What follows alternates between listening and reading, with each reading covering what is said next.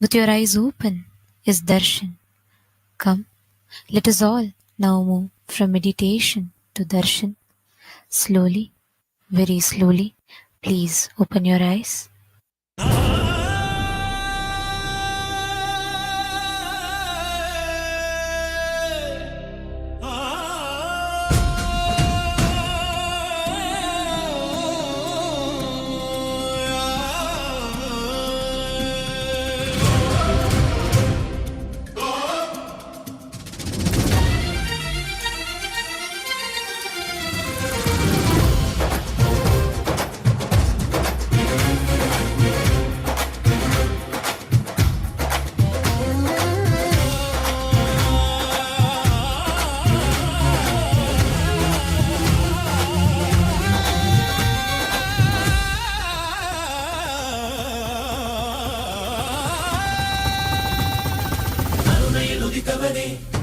கைலை படித்தவனே கருமத்தை கரைப்பவனே கருணையை ஜொலிப்பவனே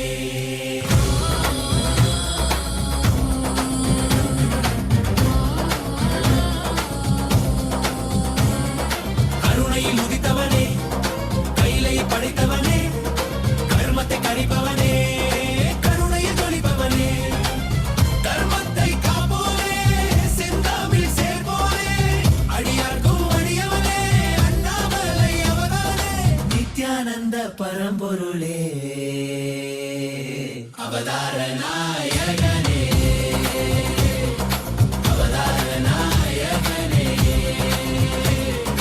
அவதார நாயகனே தென்னாடு உடையவனே செந்தமிழ் தலைவனே தென்னாடு உடையவனே செந்தமிழ் தலைவனே.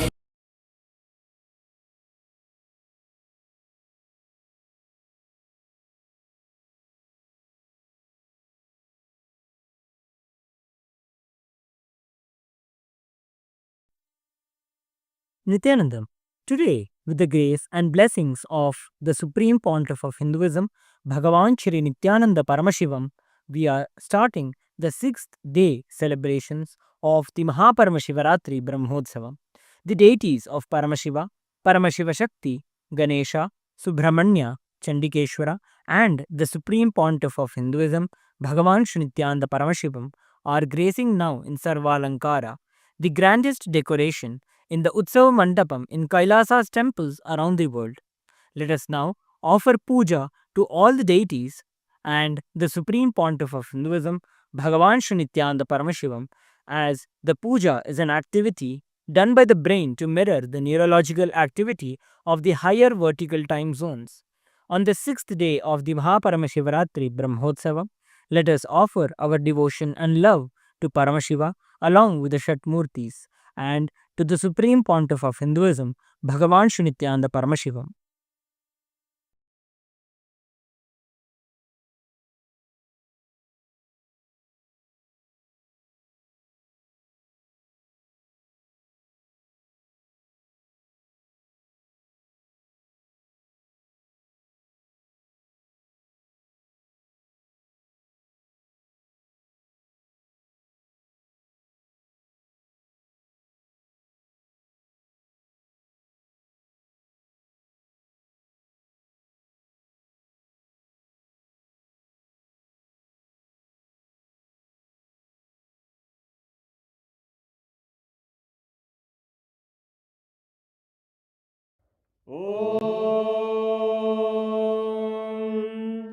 सहस्रदलपङ्कजे सकलशीतरश्मिप्रभं वराभयकराम्बुजं विमलगन्धपुष्पाम्बरं प्रसन्नवदने क्षणं सकलदेवतारूपिणं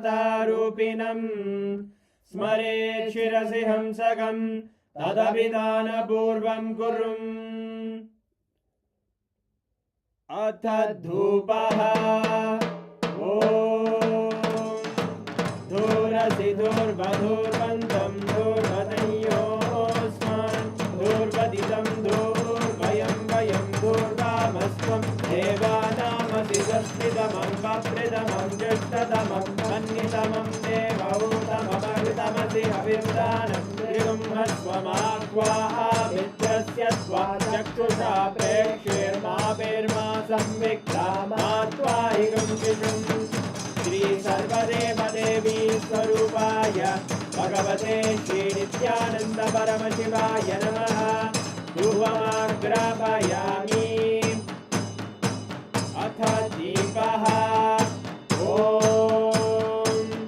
उद्दीप्य स्वजातवेदो भग्निं निरृतिं मम पशुभृत्यमग्यमावह जीवनं च दिशो दिशा मानो हिगं श्रीर्जातवेदो रामश्वं पुरुषं जगत् अभिद्रदग्नागहि श्रिया मा परिपादया श्री सर्वदेवदेवी स्वरूपाय भगवते श्रीनित्यानन्द परमशिवाय नमः दीपं सन्दर्शयामि अथ नैवेद्यम् ॐ मधुवातारतायते मधुक्षरन्ति सिन्धवः माध्वीन सन्तोषति मधुरक्तमुदोषधि मधुमत्पाचि मधुम्रजः मधुद्योरस्तु नः पिता मधुमान्नो वनस्पतिर्मधुभागं मस्तु सूर्यः माध्वीर्गावो भवन्तु नः मधु मधु मधु श्री सर्वदेवदेवी स्वरूपाय भगवते श्रीनित्यानन्द परमशिवाय नमः नैवेद्यं निवेदयामि नैवेद्यानन्तरमाचमनं समर्पयामि नीराजनम् ॐ साङ्ग्रहण्येश्चायजते इमां जनतागुं सङ्ग्रहाणीति द्वादशारक्तिरजना भवति द्वादशमासाः संवत्सरः संवत्सरमेवावरुद्धे मौञ्जी भवति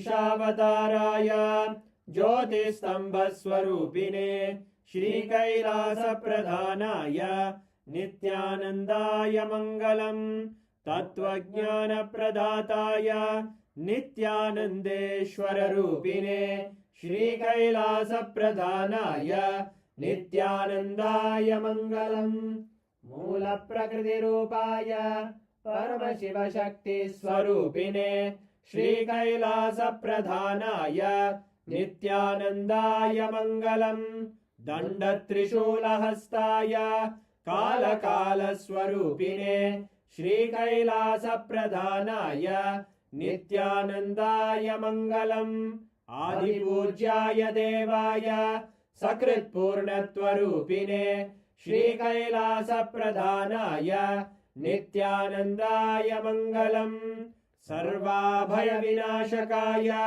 शत्रुसंहाररूपिणे श्रीकैलासप्रधानाय नित्यानन्दाय मङ्गलम् योगपट्टाभिषिक्ताय राजसन्न्यासधारिणे श्रीकैलासप्रधानाय नित्यानन्दाय मङ्गलम् सार्वभौमैकपत्याय राजराजार्चिताय च श्रीकैलासप्रधानाय नित्यानन्दाय मङ्गलम् मङ्गलं कल्पवृक्षाय मङ्गलं ज्ञानदायिने परमशिवाय श्रीनित्यानन्देश्वराय मङ्गलम् मङ्गलं श्रीविद्याम्बायै मङ्गलं कामदायिन्ये सर्वमङ्गलदात्रे नित्यानन्देश्वर्यै मङ्गलम् मङ्गलं गुरुदेवाय मोक्षमूलाय मङ्गलम् परमावताराय नित्यानन्दाय गुरवे मङ्गलम् हरि ओम् तत्सत् सर्वं भगवत् श्रीनित्यानन्द परमशिव पादुकार्पणमस्तु ॐ नित्यानन्दम्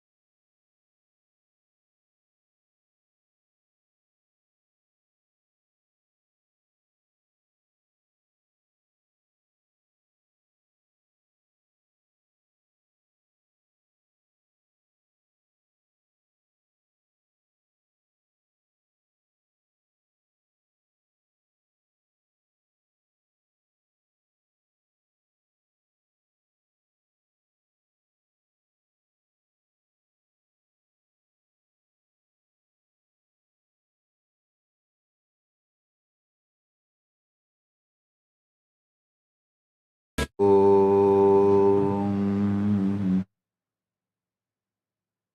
नित्यानन्देश्वर परमशिवसमारम्भाम् नित्यानन्देश्वरि परमशक्तिमध्यमाम् अस्मदाचार्यपर्यन्ताम् वन्दे गुरुपरम्पराम्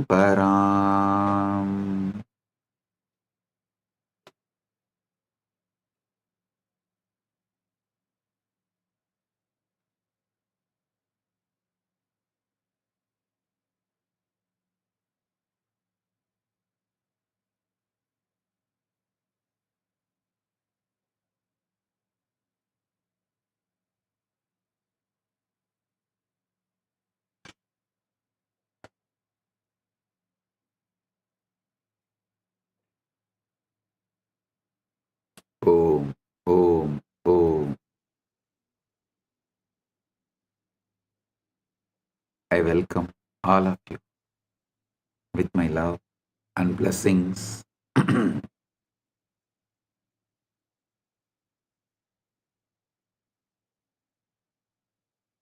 Paramashivaratri Brahmotsavam,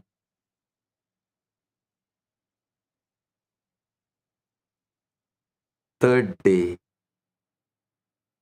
quantum entanglement, quantum enlightenment,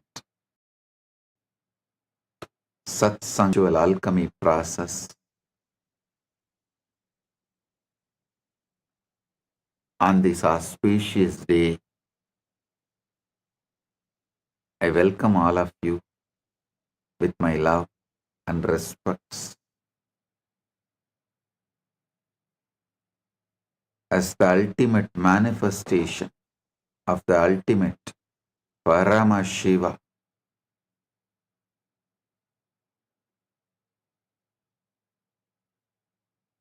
I bless you all with Paramadvaita.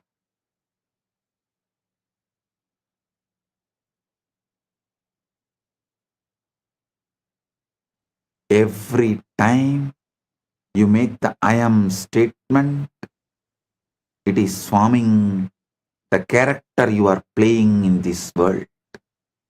If you say I am this body, I am this person, you are forming the character you are playing in this world. If you say I am the ultimate, Aham Param,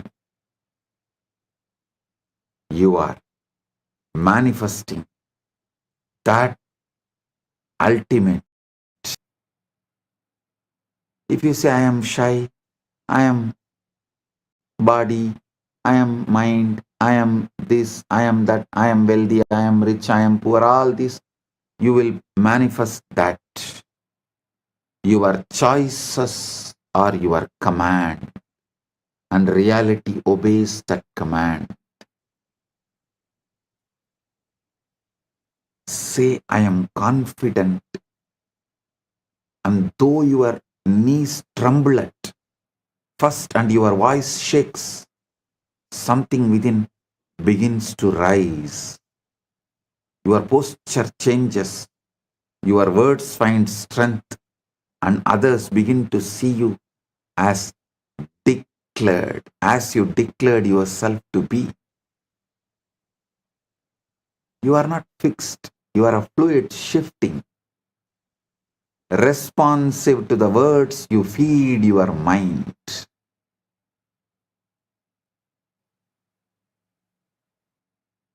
Careless words program the body, deliberate words plant life.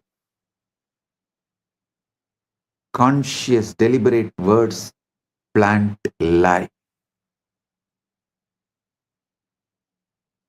Your subconscious does not argue with you. It has no wit, no sarcasm, no humor. It does not analyze your words and ask whether you really mean it. It simply accepts whatever is spoken with the feeling. This is why careless words are dangerous. Learn to speak life deliberately. When you are tempted to joke about your pain, stop and replace it. When you feel fear, do not speak it aloud. Speak courage instead.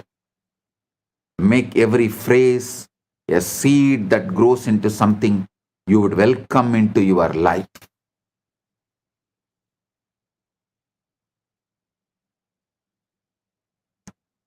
Early morning, when you are fresh, you are the sacred ground for sowing the right seeds. The first impressions are important.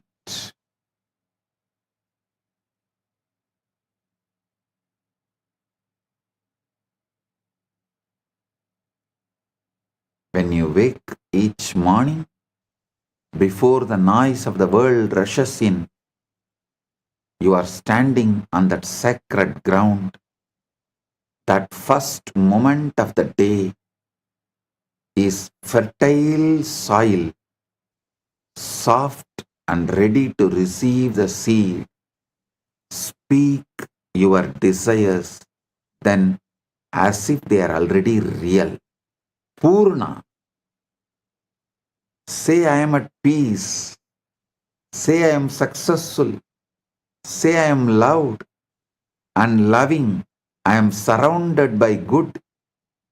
Do not wait for your circumstances to give you permission. Your circumstances are shaped by your words, not the other way around. When you begin each day by declaring what you wish to see, you set your inner compass throughout the day.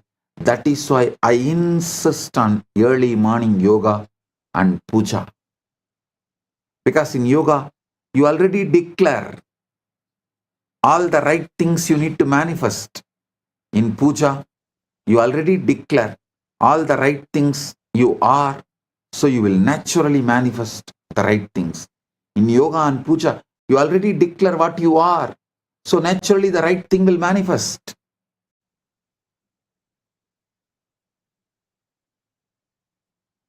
When you begin each day declaring what you wish to see, you set your inner compass throughout the day through puja and yoga. Make this a habit and let your mornings become your sacred, secret place of power, where you repeat your truth until it feels natural, undeniable, and becomes your experience.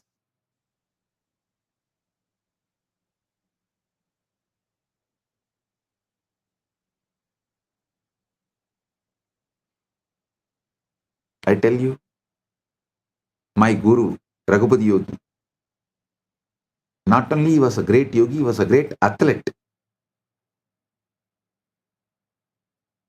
That local village competitions will be there during the Pongal and all that. In every competition, he will be the first.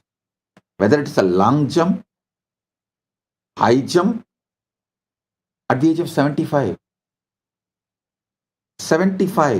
he will compete with all the youth of the local. He will compete with the youth of 20s at 75. And he will say, because I rehearse, my body just obeys.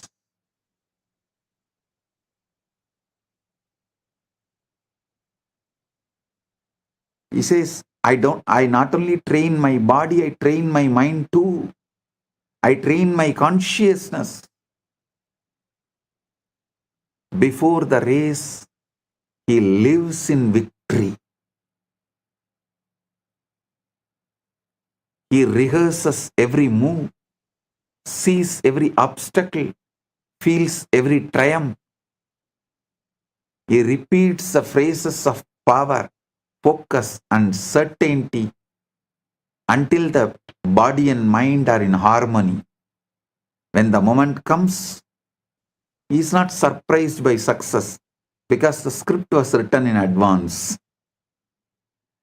Victory is never born in the ring, it is born in the being, nurtured in repetition, revealed in action. I have seen this happening in front of my eyes.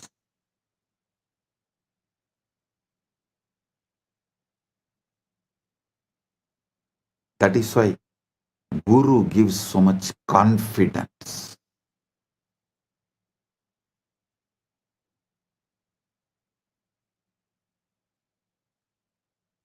Many times people ask me, what if I repeat something that is untrue? Is it not that lying to myself? You should know you are not repeating what is, you are repeating what you choose to bring into your being. What is actually what you repeated earlier. And it is not even truth, it's a photograph of the past. Don't wait for the evidence before you speak. You speak until the evidence arrives. The mind is not a historian recording what happened. It's a creator ready to mold whatever you tell it.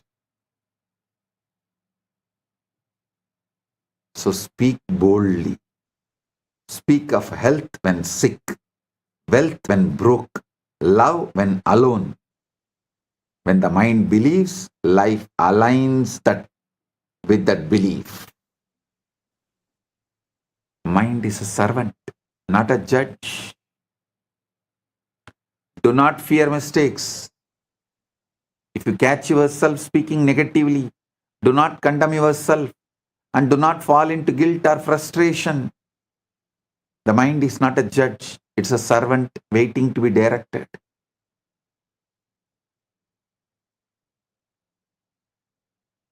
Pause, breathe, and replace the negative phrase with one of the Satya Sankalpa, conscious intention and power.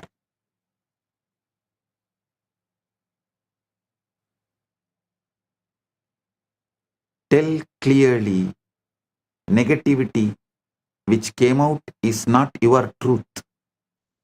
Your truth is the conscious Sankalpa you create.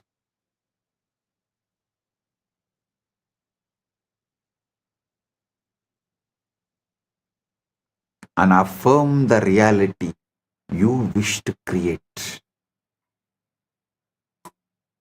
Over time, the conscious deliberate correction becomes a habit and old repetitions fade, drowned out by the stronger declarations.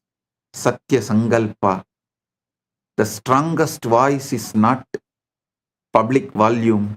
It is the private persistence you repeat in the heart and mind.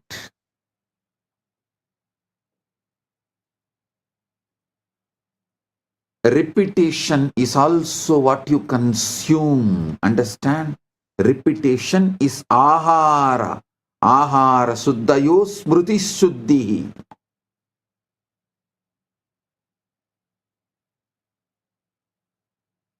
Repetition is the ahara you consume.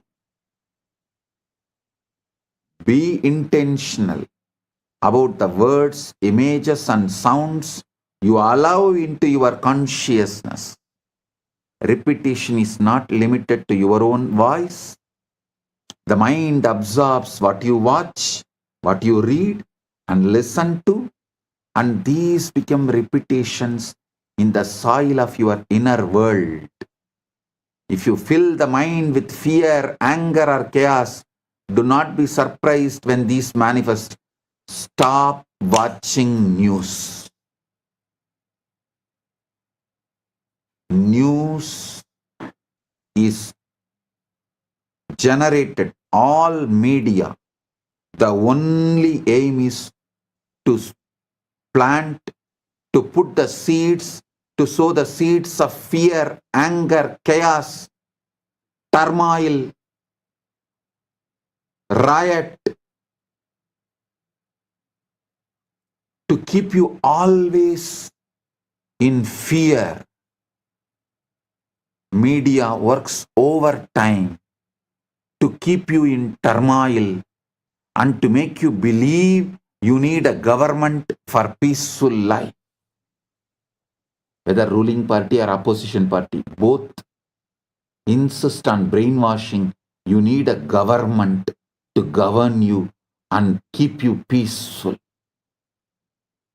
They do not let the indigenous peace, the indigenous life's peace exist. They do not want that indigenous, natural, peaceful existence. Because when the indigenous, natural, peaceful existence become lifestyle, you realize government is not needed.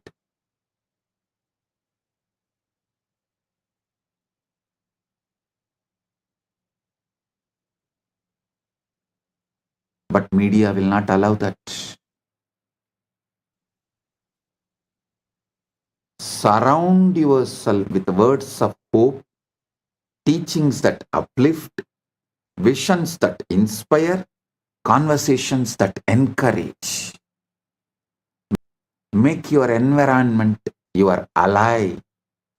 Guard your senses as you would guard the gates of sacred city. That is why in all sampradaya, Saiva, Shakta, Vaishnava, Ganavatya, Gaumara, in all sampradaya, if someone wants to achieve great inner world or outer world, enlightenment or wealth, power, anything, has to go to the Gurukul. Gurukul is a sacred ground, the monastery, whatever age you may be. Blessed are those who go to the Gurukul young age when they were young and guarded, where the environment is your ally and you build the right personality, right being to manifest the right things. Even if you missed when you were young, don't miss now. Better late than never. Come and spend at least 1 month in Paramashiva program.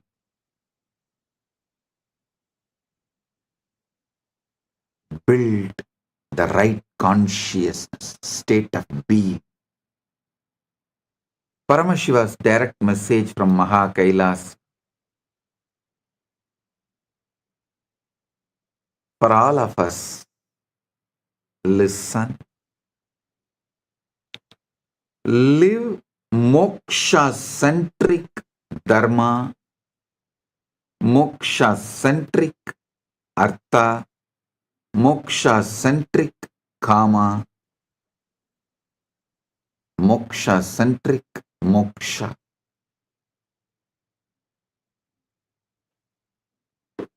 Listen carefully.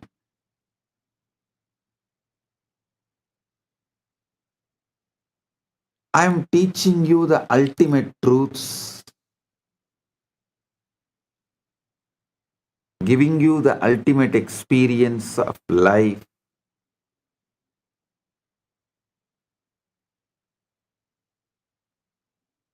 This whole Paramashivaratri is teaching you about how to use Ratri, night time, to manifest the ultimate Shiva. Listen. Shivaratri is not just one day celebration, it's one day training.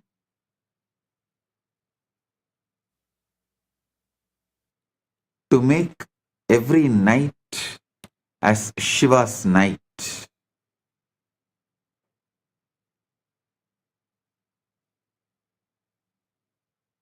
I'll teach you step by step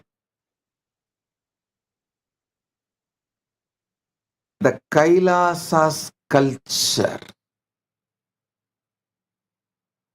Kailasa's truths, Kailasa's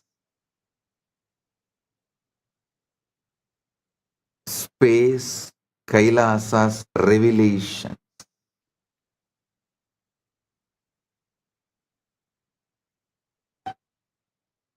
Listen intensely.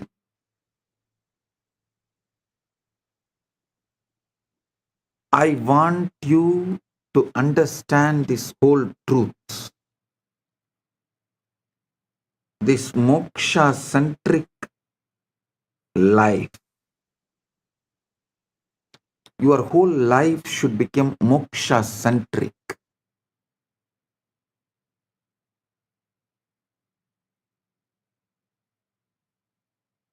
See, your whole day somehow goes in constantly brainwashing you to live this world-centric, focused on this world, materialistic mentality, lifestyle, ideology, philosophy centered.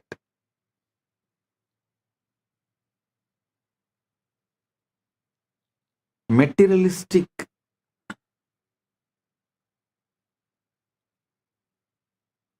ideology, materialism centered dharma, artha, kama, moksha, all are fake. Listen.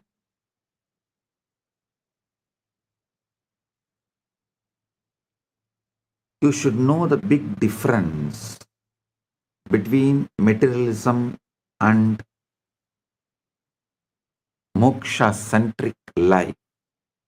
See,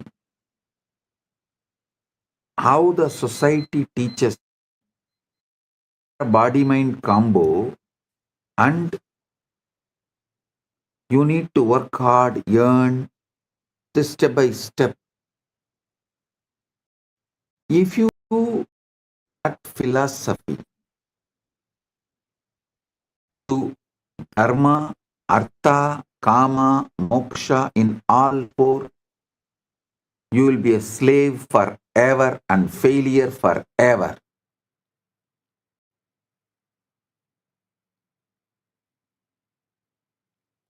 If you shift the whole understanding, make it moksha-centric, moksha-centric dharma, moksha-centric artha, moksha-centric, you will be successful in everything.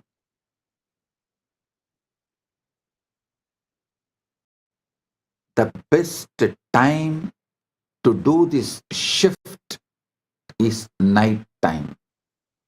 Various reasons. I can give you 108 reasons. Because your daytime is already taken away. How much ever I may tell you, you will not be able to give your daytime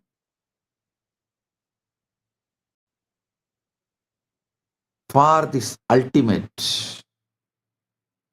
Your daytime is lost in endless distraction. You are brainwashed to live in endless distraction. The whole ecosystem you are made to be in during the daytime, whichever country you are. No country is an exemption. Whichever country you are, your daytime, you are brainwashed to be in the ecosystem of materialism, of truths, false narratives.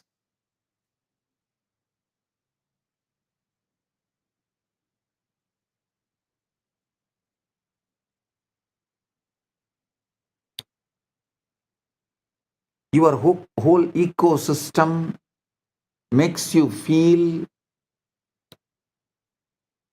your actions and reaction towards your fear will bring you security. The endless distractions are the pleasure. How many fake narratives are peddled and you are brainwashed, and you also start living, believing unquestioned assumptions.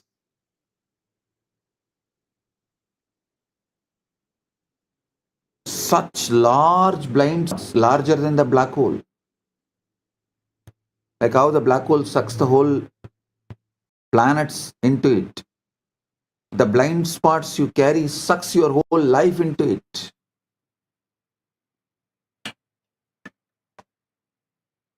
The wrong ideas about the boredom and tiredness. Wrong ideas about loneliness, love. Unquestioned assumptions lead to wrong lifestyle, food habits, addictions, and whatnot.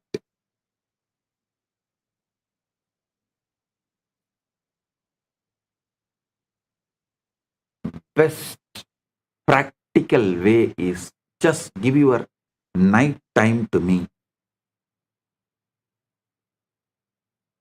I will shift your whole energy and give you enlightenment.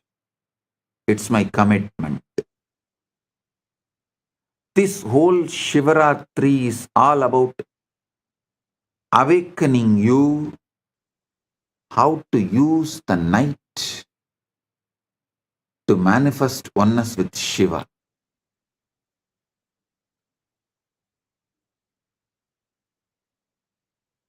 Today the whole satsang is going to be how to use your night the best way to become moksha centric. Your whole brain, body, mind, consciousness, everything needs to be rewired to experience oneness with Paramashiva, to experience Paramadvaita.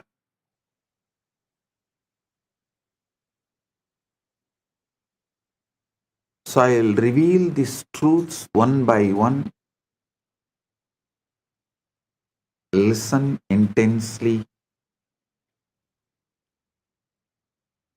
Pradiratram mahatkum karma vishwasya kurvasi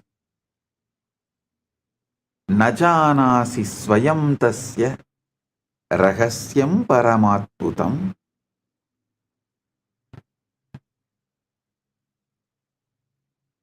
nightly disappearance and mystery of sleep. Every night you perform the most mysterious act in the universe and you don't even realize it. You lie down, close your eyes, and then you vanish. Not your body,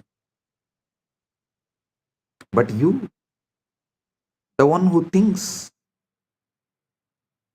one who remembers about himself, worries, plans, remembers,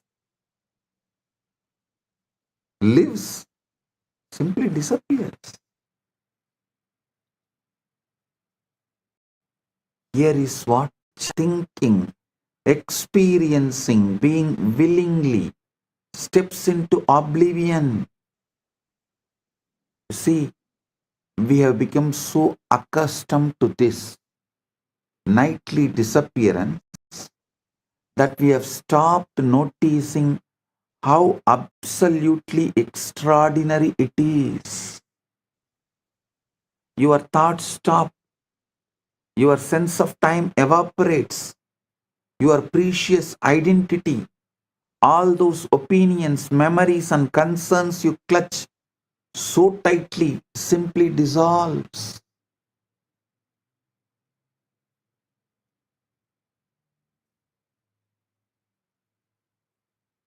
Abhyasena hi lohoyam आश्चर्यं विस्मरत्यलं न विचारो न कालोत्र न अहंकार प्रपंचना स्मृत्यः कल्पनाश्चैव सर्वं तत्र विलीयते तथापि किंचिदस्त्यत्वय. Describing what happens to your night.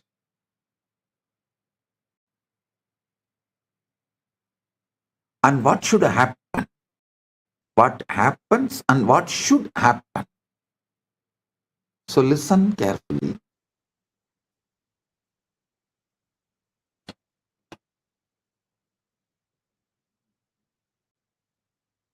Your precious identity, all those opinions, memories, and concerns you clutch so tightly, simply dissolves. Yet somehow, mysteriously, something continues, something that is not quite you, but is not quite not you either. See, if I ask who is in the night, you can't say you, and you can't say you are not. So something that is not quite you, but is not quite not you either. It's as if every night you are given a demonstration of what Buddhists call as void and what Hindus call as Purna. What Buddhists call as Sunya, what Hindus call as Purna. That space of pure being that exists when the ego takes a holiday. But here is what is truly fascinating. We treat this daily miracle as though it were nothing more than maintenance, like charging a battery or defragmenting a computer. How wonderful we have managed to make the mystical into mundane, ordinary. This is the biggest blind spot. Biggest blind spot is going through this conscious portal called sleep every night and never bothered about it, never even bothered to understand about it.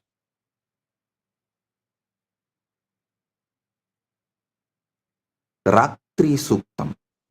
In Veda we have a chapter called Ratri Suktam. This whole today's satsang is the Bhashyan Ratri Suktam. That's the truth. I'm giving you the Bhashyan Ratri Suktam, revealing you the deeper secrets.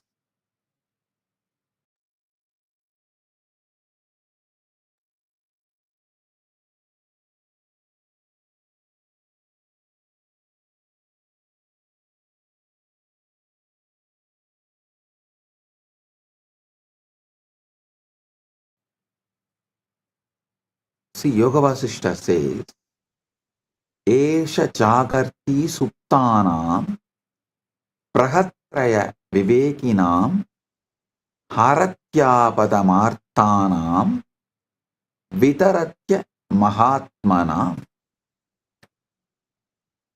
This self remains awake among those who are asleep.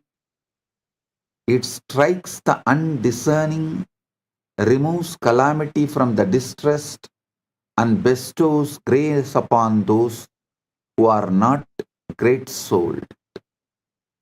Means even for ordinary people.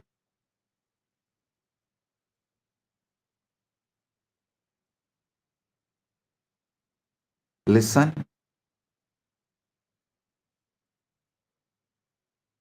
Adetat antaram pashya vismarana vilakshanam nitrayam patite dehe kim nama lupyate kilam na nama nachakar masti na sambandho nachakramaha yenatma परिचीयेत तत्सर्वं नोपलप्यते न चिंता न स्मृतिर् नास्ति न मतं नाभिरुष्यपि न चिंता न स्मृतिर् नास्ति न मतं नाभिरुष्यपि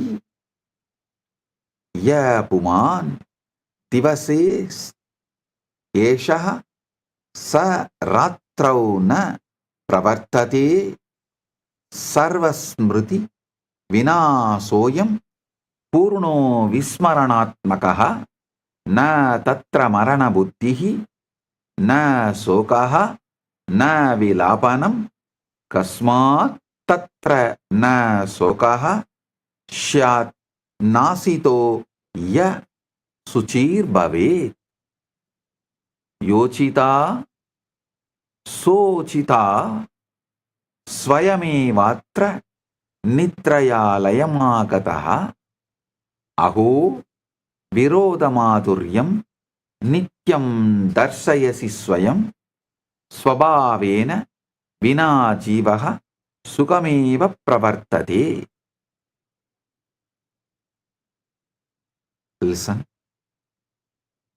What vanishes and the paradox of existing without identity.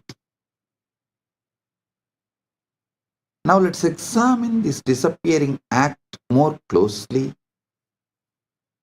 What exactly vanishes when you fall asleep? Your name does not matter anymore. Your job, your relationships, your endless to-do list gone. Your endless distractions are gone. All those things you think define you. Your wealth, your identity, your relationships, your job, your bank balance simply are not there. The person who was worried about tomorrow's meeting, who remembered yesterday's conversation, who has opinions about politics and preferences about coffee, about the food, entire construction just stops.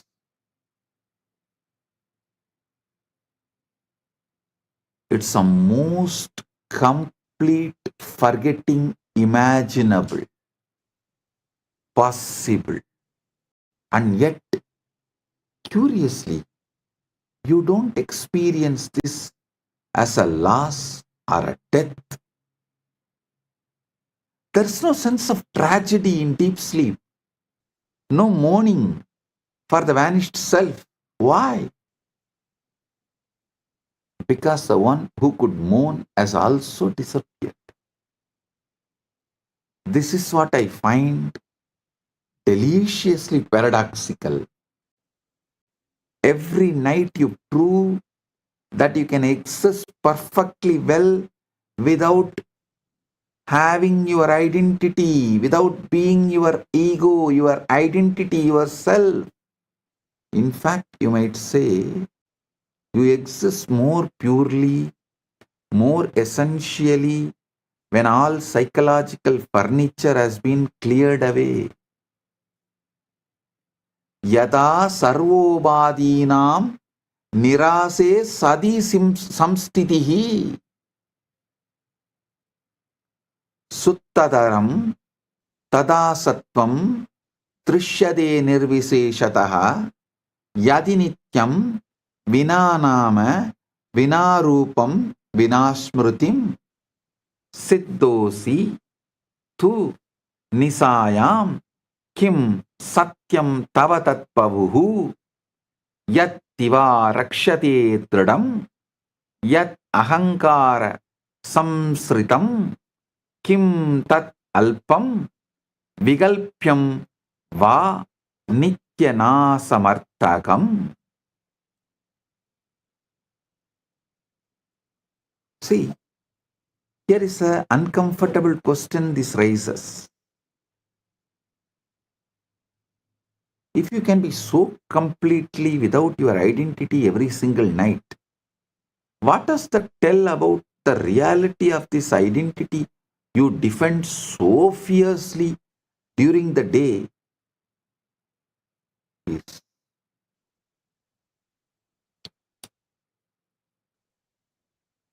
less than just dust,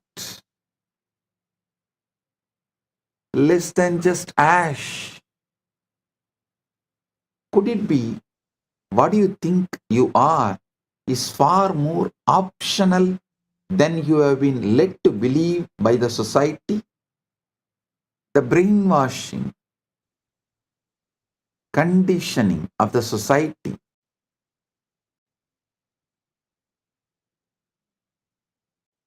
has led you to believe many wrong things about everything, including about you. Listen, this is what I find deliciously paradoxical.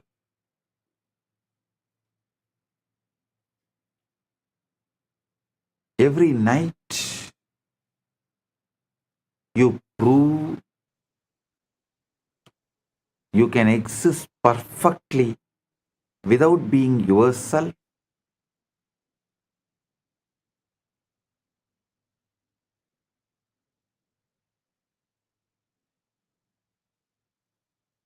So you need to realize maybe could it be that what you think you are is far more optional than what you have been led to believe.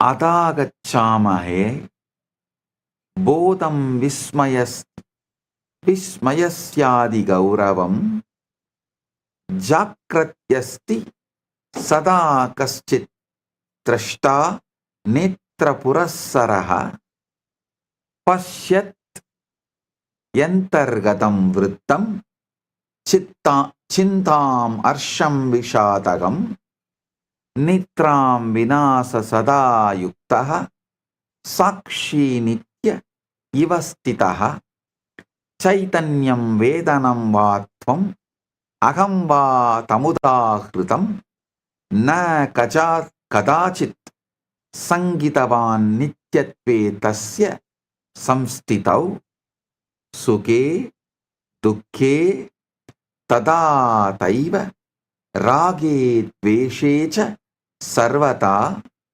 eka eva stito trashta parivartanavarjitaha tata tato nitra samayada sakshi tatra na drishyate na murchito na nashto sau napi kvachita vastitaha abhavoyam navatvaya bhava bhava vivarjitaha drashta eva hi drashtrutve layama patyate dhruvam.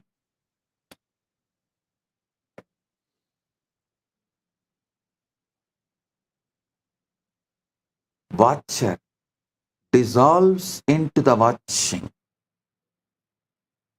Observer dissolves into observing.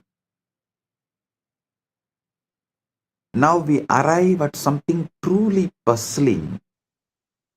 During waking hours, there is always this sense of someone watching, isn't there? An observer behind your eyes, a witness to your thoughts, a constant companion who never seems to sleep. You might call it consciousness, awareness, or observer, or simply you, I. This watcher is so persistent,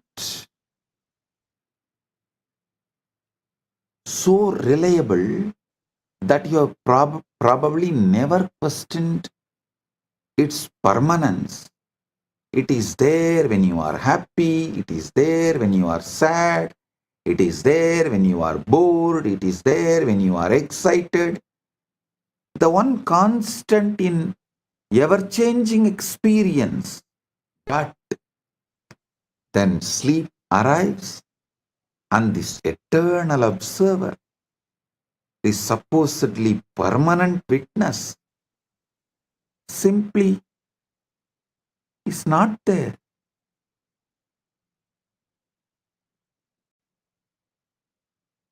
That would imply something is there to be unconscious but not absent.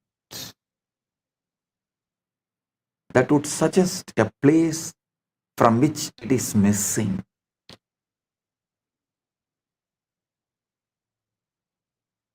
Kimediti pruchandi chetanaya swabhavataha krantikari bhavedartaha bodhasyasya vicharane na drashtatvam yata manye stiro मूलः सनातनः आविर्भाव क्षणिकस्त्वेष तरंग इव वारितौ यथा निद्रा समायाति तरंगोलयं मृच्छति अप्तिष्ठति नित्यं तु स न न पूर्णकः. See, it's more mysterious than that. The watcher itself dissolves into watching. What does this mean? Well, it suggests something rather revolutionary about the nature of consciousness itself. Perhaps this observer you think you are is not quite as solid, as permanent, as fundamental as you have been assuming, as you have been brainwashed, as you have been conditioned by unconscious society. Instead of exploring all these great obvious truths and questions in front of us, instead of teaching this to our next generation in the school as the preliminary education, we go on teaching stupid things, especially things which is never going to be useful in our day-to-day life, which has no meaning or relevance for our living.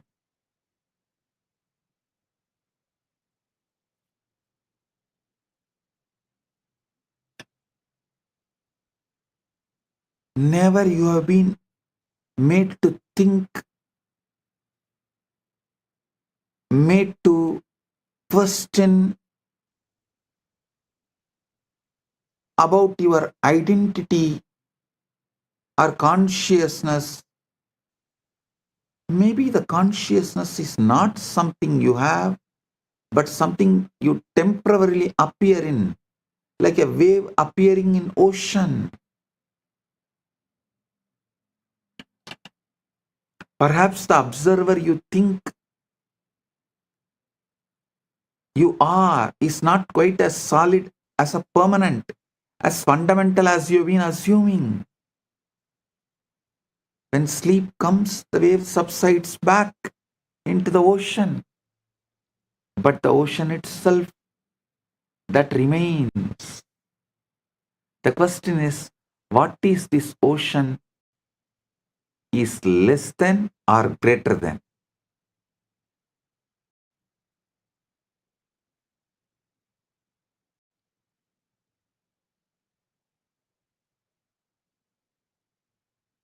Actually, this whole thing, today's satsang is commentary, Bhashya on Ratri Sukta, deeper revelations from Ratri Sukta.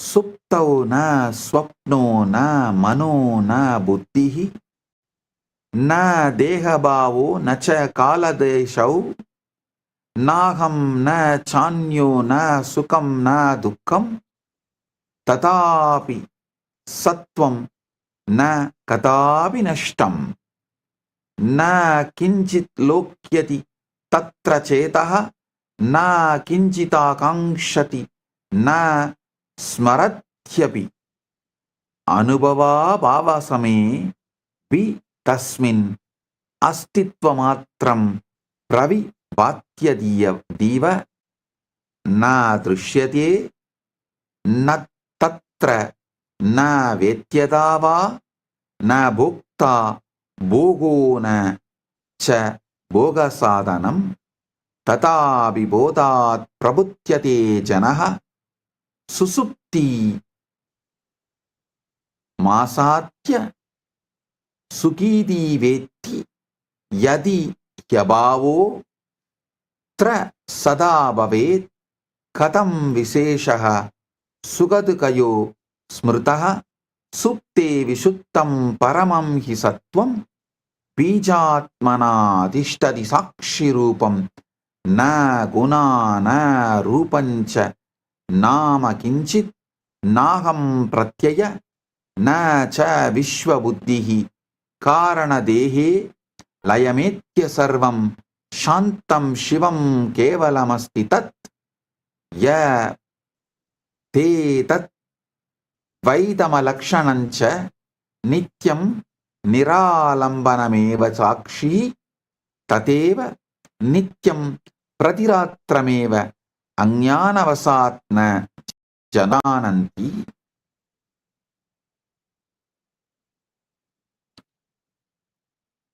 Listen, it gets even more mysterious, because sometimes in the state where you have supposedly vanished, the most extraordinary theatre production begins. Dreams. Now here is what should absolutely baffle you. If you are unconscious, if the self has dissolved, who exactly is creating these elaborate dreams? Who is writing the script? Who is casting the characters? Who is designing the sets? And most mysteriously of all, who is watching the show? In your dreams, you meet people you have never seen. You visit places that don't exist. You have conversations you would have never had. The creativity is astounding. The detail is remarkable. The dreaming mind constructs entire worlds complete with the physics, relationships, the storylines that can be more compelling than any Hollywood production. But the dreamer, the one who would normally take credit for such creativity, is supposedly absent. It's as though Shakespeare plays were being written by someone who had completely forgotten they were Shakespeare. And here is the most fascinating part. In the dream, you believe it is all real. You are convinced that dream you is real you. The dream world is real world. The illusion is perfect until you wake up. Now this should make you pause. If consciousness can create such convincing realities while you are absent, what makes you so certain that this waking reality is not just another kind of dream, perhaps one being dreamed by something far more vaster than your individual mind?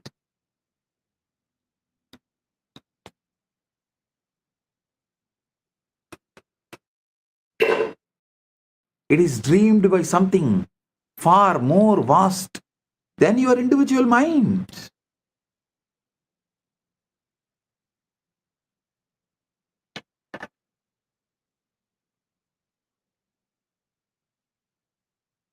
सुषुप्ति सापरा अवस्था यत्र स्वप्नो विद्यते तत्र किंचिदपि नास्तीति प्रतिभाति विलक्षणा न तत्र चिंता न मनो न बुद्धिः न स्पर्श रूपम न रस प्रवाहः न कालबोधो न दिशां विकल्पः नाहं न चान्य प्रविलीयते तत्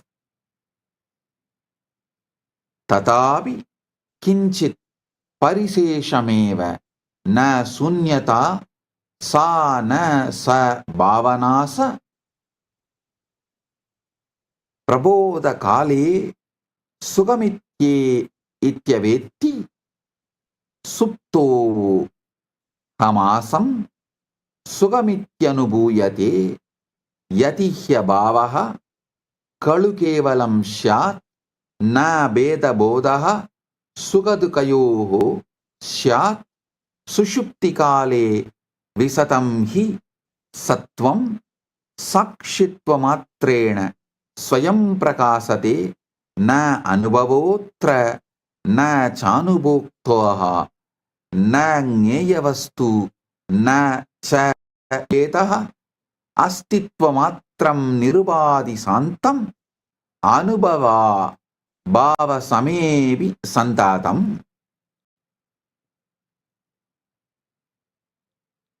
नाट्योपमाने विवेचनीयं न दृश्यते किंचन तत्र किंचित् तथापि सत्ता न विनश्यते हि प्रपञ्चलीला लयमेव याति कारण सप्तेन मुनिपृक्ता अवस्था सा बीजरूपा हि नित्या न गुणा न धर्मा न च नाम रूपं नाहं प्रत्ययो न विकल्पलेशः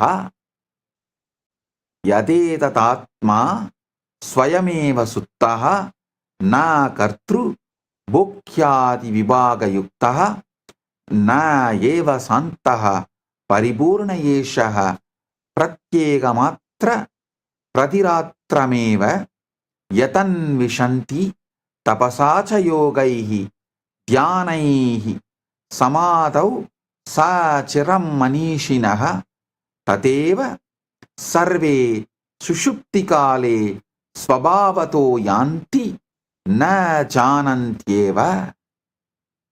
Listen. Let's venture into the most mysterious territory of all, which you should have been taught by 5 to venture.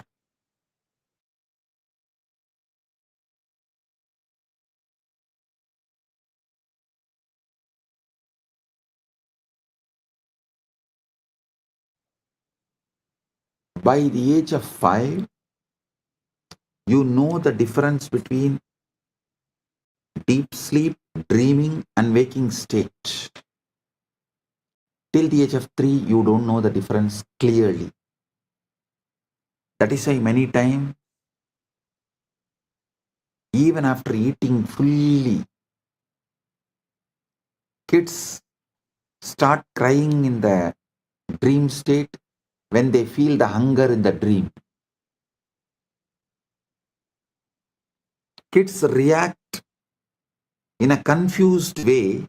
For things happened in the dream, they react in waking state. For things happened in the waking state, they react in the dream because they do not know the clear marking, the boundary, territory.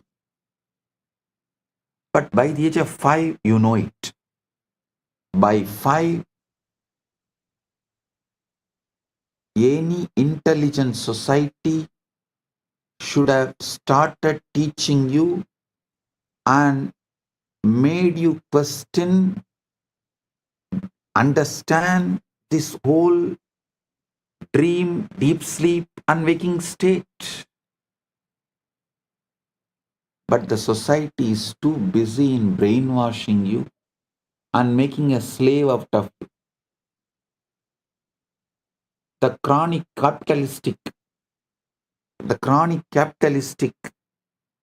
leaders are trying to make a worker out of you. Each religious leader tries to make one for their religion, a religious follower out of you. Society is trying to make you a best slave out of you. Mother is trying to make good son. Father is trying to make good son. Everyone is trying to make what they want from you, the personality they want as you. Nobody is interested in your enlightenment. Nobody is interested in you. A real society which is interested in you by the age of 5 should have made you start thinking, exploring this deep sleep and dream, this whole territory. Let's venture into the most mysterious territory of all, deep sleep. Those hours when even dreams don't visit, when you exist in a state so profound that nothing, absolutely nothing, appears to be happening. This is where things become truly mind-bending. In deep sleep, there are no thoughts, no sensations, no experiences of any kind, no time, no space, no self, no other. And yet something is there. How do I know? Because you wake up fresh, refreshed. Because you know you have slept well. Because there's a clear difference between 8 hours of deep sleep and 8 hours of tossing and turning. If there was truly nothing there, how could there be any qualitative difference at all? This is what I call the deep sleep paradox. Pure being without any content whatsoever. Existence without experience. It's like a theater with the lights off, the audience gone, the actors departed, yet somehow mysteriously the show goes on. The mystics have a word for this state. They call it Karanasarira, causal body. Karanasarira, the most fundamental level of your being.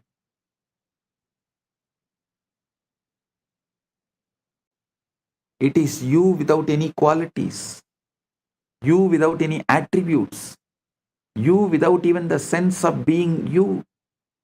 Meditation, in philosophy, in religion, you experience it naturally every time you fall into deep sleep. The cosmic joke is that enlightenment puts you to sleep.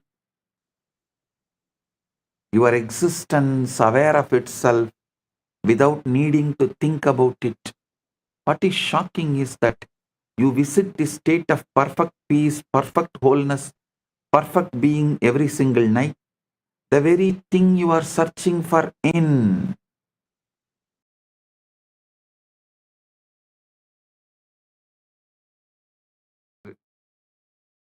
Reflecting it, radiating it, you are asking a legitimate right question. Now I'll answer you.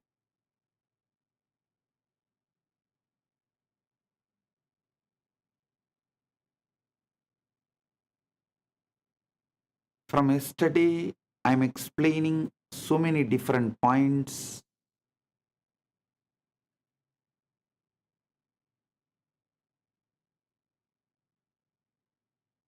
answering this one question. If you are Paramashiva, why your reality is not reflecting it, and how to make your reality reflect, radiate your Paramashiva. Listen. When you assume it is done,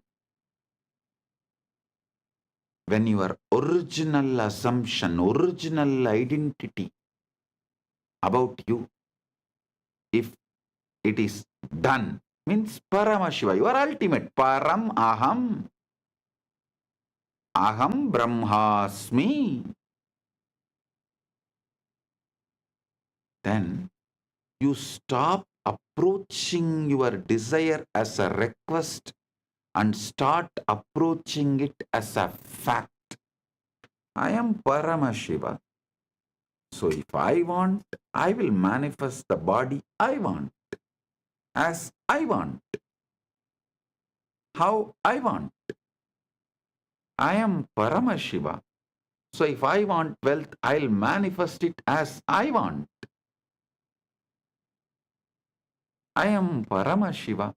If I want relationships and to be loved or love, to shower love or to be loved, I will manifest as I want. Why I am not manifesting? Maybe I need to look in and understand where I wanted, what I wanted, when I wanted, why I wanted, now how I can want rightly. That's all. It is not about pretending or forcing yourself to believe through sheer willpower. No. It's about entering into a state of being where you organically, naturally feel the truth of your assumption, your ultimate. How can you be anything else? Hey, Paramashiva is not cheap to produce, create something less than him. An artist is ultimate only if he produces the ultimate which he carries externally. Paramashiva is the greatest artist. He does not have tiredness, boredom. He doesn't feel, oh, this one masterpiece art I created. So, second, let me take it easy and do something low grade. No. Everything he produced, created, manifested is he. Whether you or me, everything you see, he manifests as he.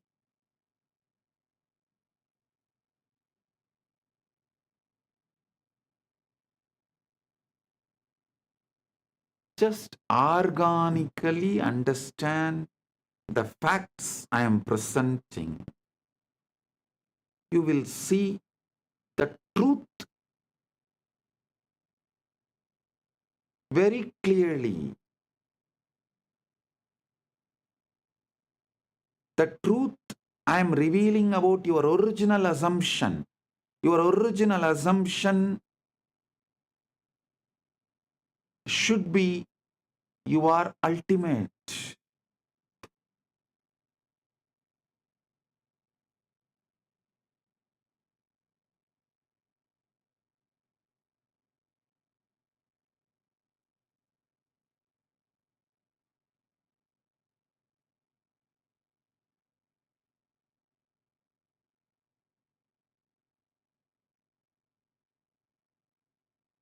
You do this by asking yourself, if I already had it, how would I think? How would I walk? How would I speak to others? How would I treat myself? Listen. Listen to bring the right ultimate assumption. I should say, even the word ultimate looks little remote. So I will use the word right assumption right now. Right original assumption you need to carry is, yes, I am already Paramashiva. I am Paramashiva. All I want, I have. The wealth, health, relationships, bliss, inner knowledge, powers, everything I have. How I would think, how I would walk, how I would speak to others, how I would speak to myself, how I would treat myself, how I would treat others. Just sit and drown yourself into that Icha Shakti. Manasarovar Manonmani. This is the Manasarovar bath. Manasarovar Snan.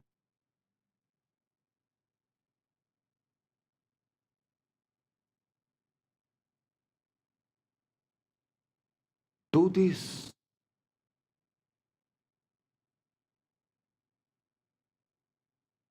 Best time to do this is night when you go to bed.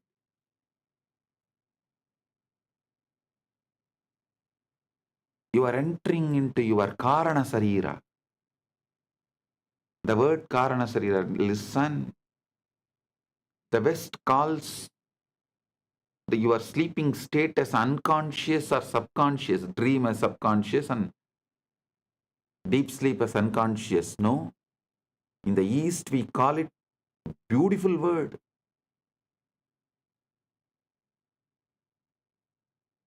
Deep sleep, we call it as Karana Sarira. Means that is where all the reason, Karana, seed, cause for why you are existing the way you are existing is there. So every night, don't think when you fall asleep your day ends. No. You are working in your warehouse, the Karana Sarira. Your cause. All the reasons, causes of why you are, who you are, what you are falling into that.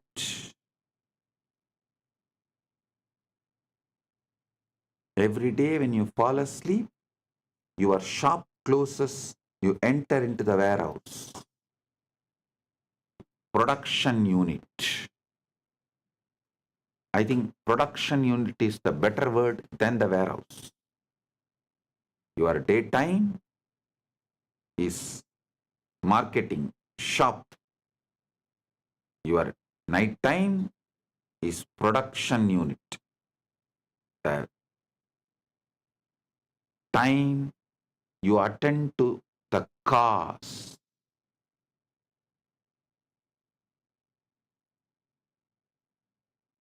Every night when you enter into that Karana Sarira,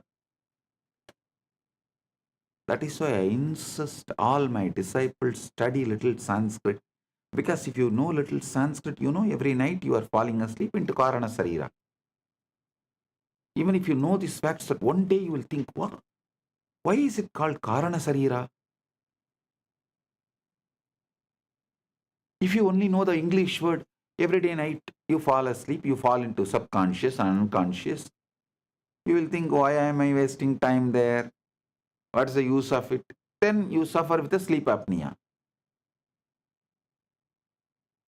But if you know, every night you are falling into Karana Sarira during your sleep, you will know what should be done. Then it will become the real productive hour of your life. The real productive hours of your life is your Karana Sarira sleep time.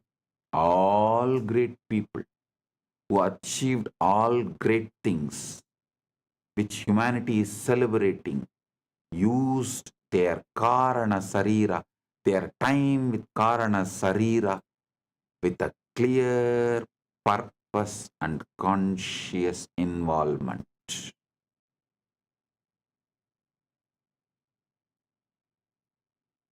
Mediocre people fall asleep. Great people use night time, your sleeping time, to be in the Karana Sarira and generate, manifest what they want as life. That is why not only Krishna, all spiritual scriptures of Sanatana Hindu Dharma says, yogi does not sleep in the night.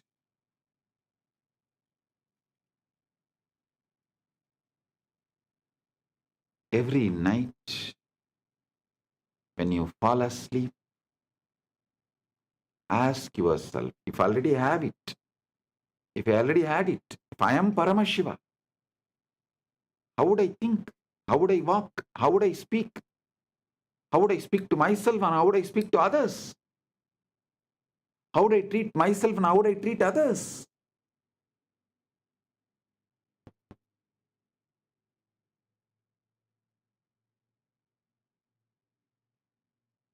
Visualize, think, plan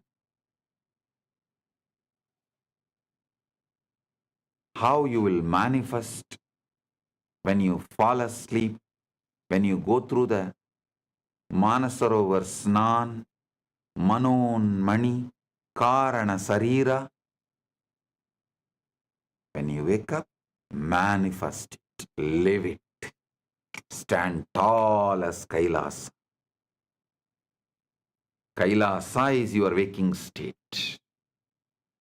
Manasarovar is your deep sleep.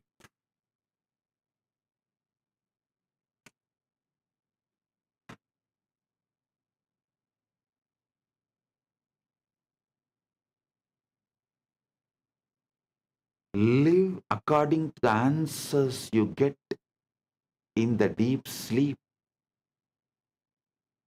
Even if your senses are trying to convince you otherwise during the daytime.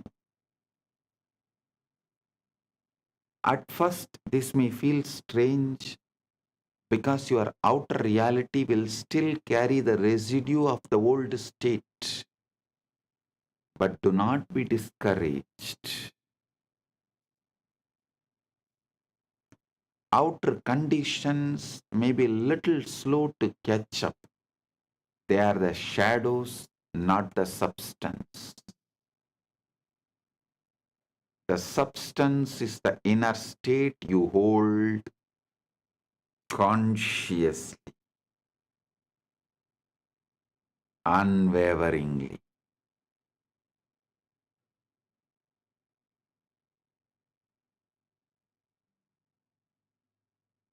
Your mind is the director. The world is the stage.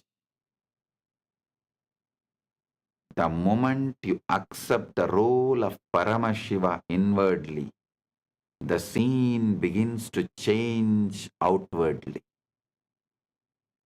Hey, listen.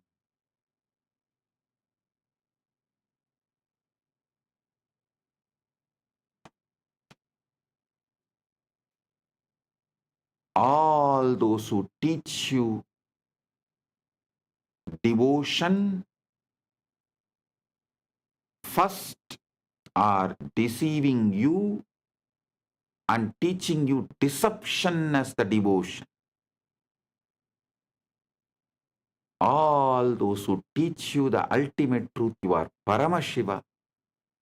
And when you start living, you develop so much gratitude for that consciousness, that awareness, which is just manifesting anything as you want. And you fall in love with your own consciousness. That is devotion. Swabhakti, Guru Bhakti, Atma Bhakti, Atma Murti Bhakti is all one and the same.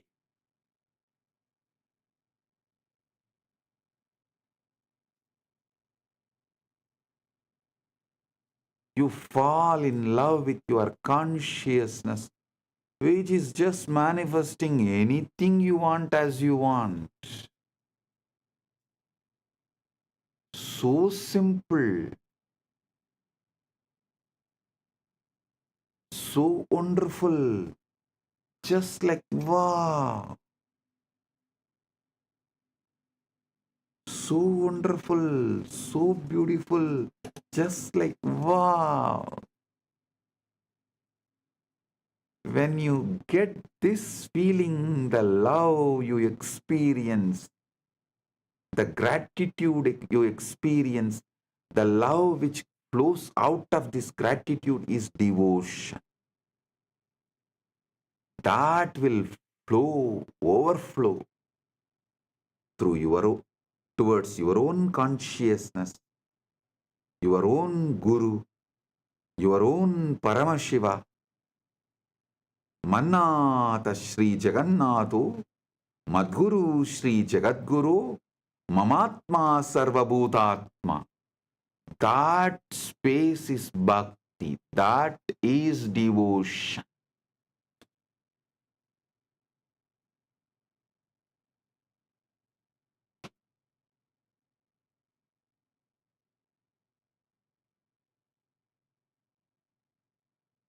Do not wait for the circumstances to give you permission to feel successful, happy, loved, or abundant.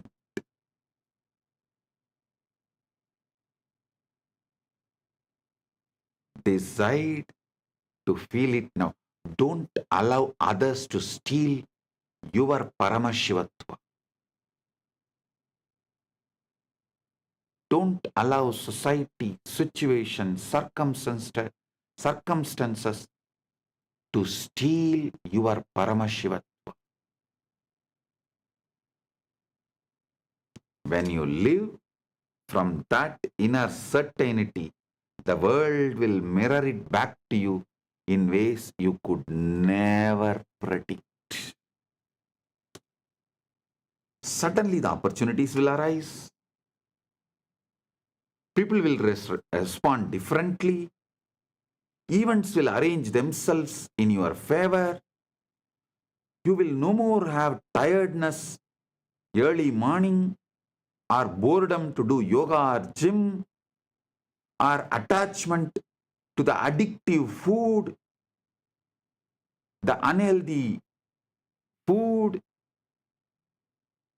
Suddenly all of that will disappear. The right things will start raising. It's like a screen opening. Not because you forced them, but because you aligned with original right version of you who already lives in that reality. Listen, there are parallel universes. In one universe, you are living as Paramashiva. In one universe, you are living as a human. In one universe, you are living in hell as a devil. Which one you give more and more power, emotion, attention, energy, and empower, that will get strengthened and manifest as your reality. I will reveal about the parallel universes. That is not lokas. Be very clear. Lokas are different from parallel universes. Vertical time zone is different. Lokas are different. Parallel universes are different. All the three meets, crisscrosses. The junction for all three is Buloka. You see, parallel, see, like the vertical time zones are airport network, the flight network. Multiple lokas is like a train network. The parallel universes are like a bus network, a road network. All three meets on planet Earth. Planet Earth has a bus station, railway station, airport, all three. But all three are different networks. I'll reveal more details about these parallel universes. Yeah, I am telling you,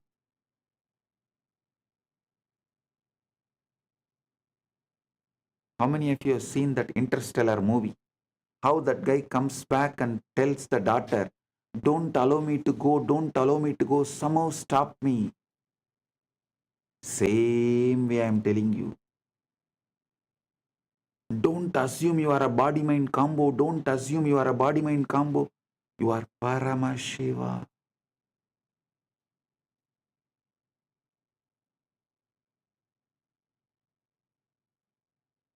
Only one thing in that interstellar movie, he is telling for himself, here I am telling for you. That's all.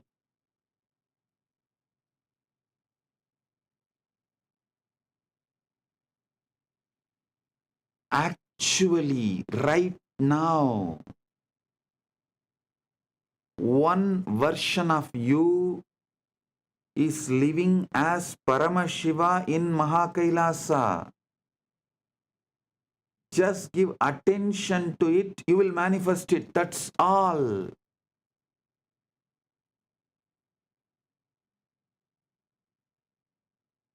The key is persistence.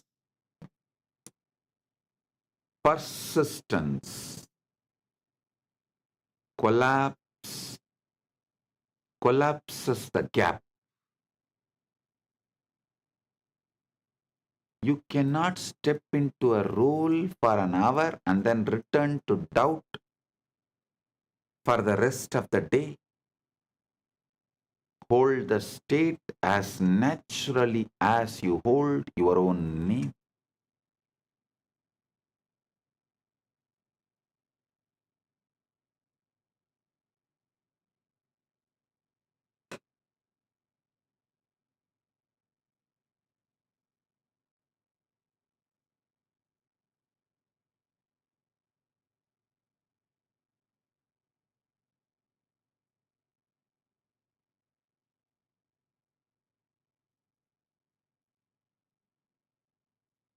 Hold the state as naturally as you hold your own name.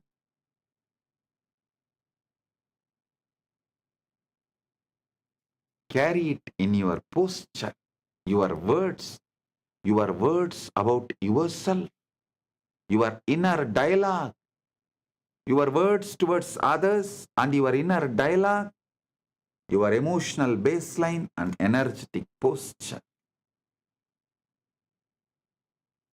Carry it. If you fall into the old patterns, gently return to this energetic posture of you are Paramashiva. Your wishes are already fulfilled. You are the Kalpataru. Not only fulfilled for yourself, you are powerful to fulfill for others.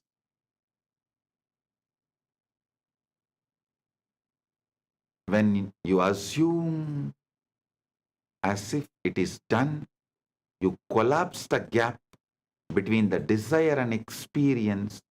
You just manifest your experience, your existence in Maha Kailasa's Paramashiva.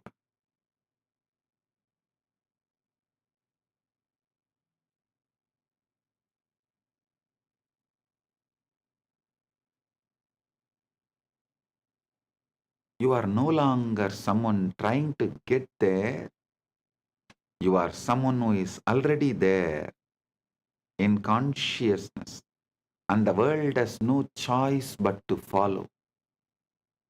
The evidence will just appear.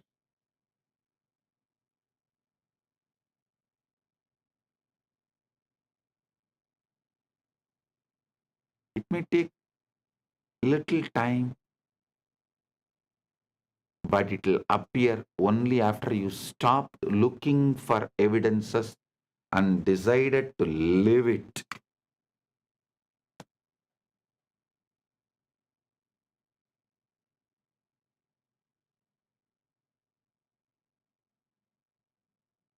Continuously I get questions. Oh, Swamiji, that guru tells like this guru tells like this, that guru tells we are all servants of this God, are devotees of this God. Okay, I am telling you, you practice that guru, then after your death or when you get the experience, you will live as a servant of that guru or that God in their world.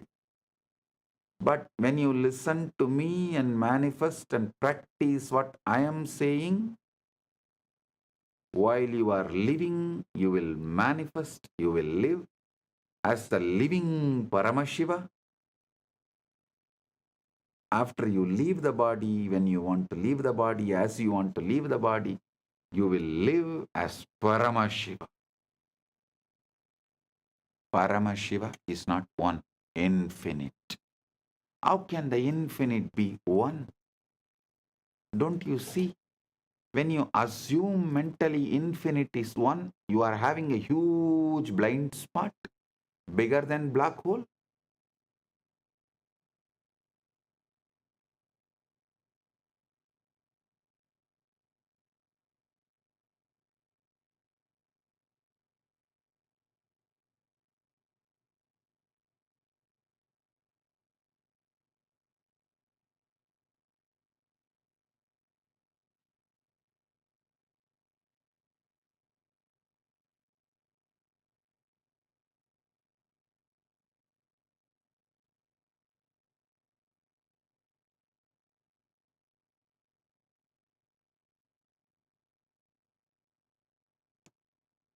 There will always be voices, some from others, some from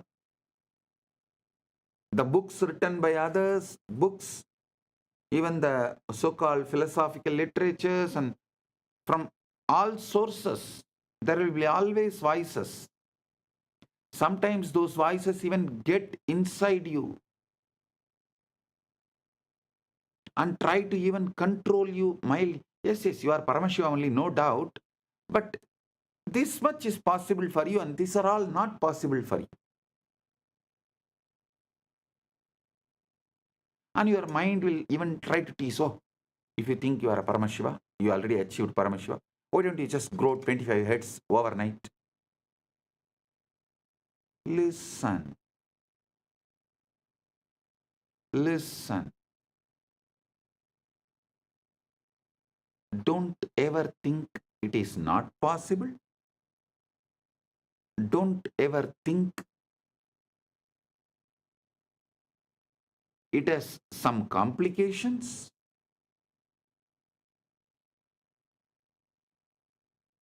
Just decide, I already have, 25 words, and I am living as Paramashiva in Maha KAILASA, and I am manifesting that in this body, whatever I want to manifest right now, let me start manifesting, manifesting, manifesting.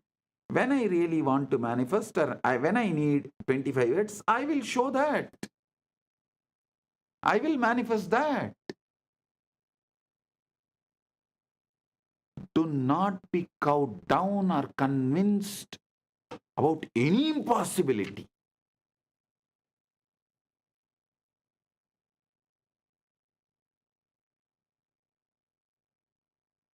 The outer voices will measure your potential by your current situation, by your past failures, and by their own limited vision. Sometimes this outer gets into even your inner dialogue and emotional baseline. If the outer voices,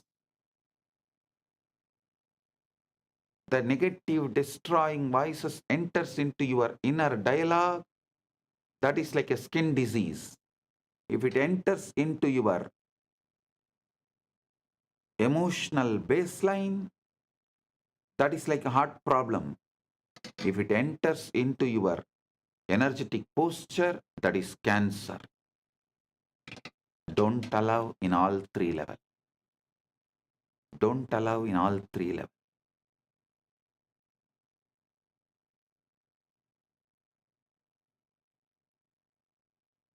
If you allow these voices to dictate your thinking, you will find yourself trapped in the same reality they believe in. The truth is, those outer opinions and visible circumstances are powerless unless you give them the power through your attention and acceptance and letting them inside your inner dialogue and emotional baseline and energetic posture. See, a thief, a robber, a murderer can come and kill you only if you allow him to inside your house.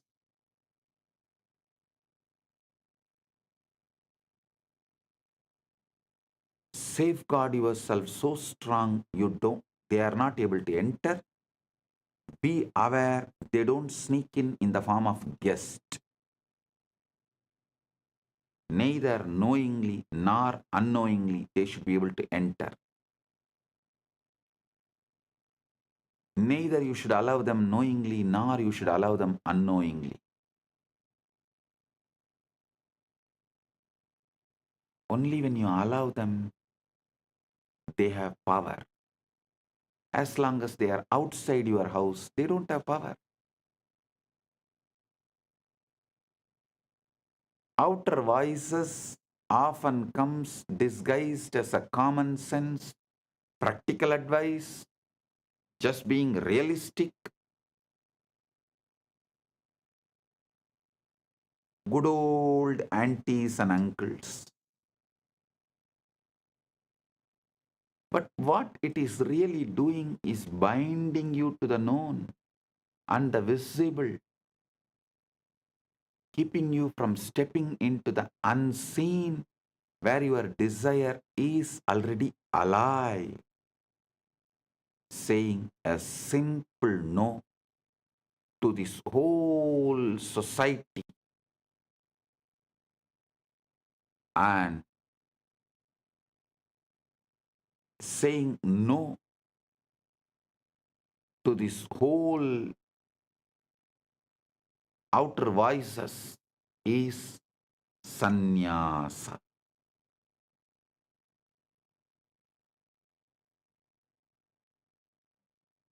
That is becoming Kailasavasi. If you want to create something great, new, you must learn to silence these outer voices. If you do not silence them, they will continue to pull you out every day. And You do not silence them by arguing or convincing others to agree with you, no. You silence them by withdrawing your mental and emotional energy from their words. Discard their words because their very identity, the original existence in which they are living, is not your goal, and that is not what you want to be. That is not how you want to be.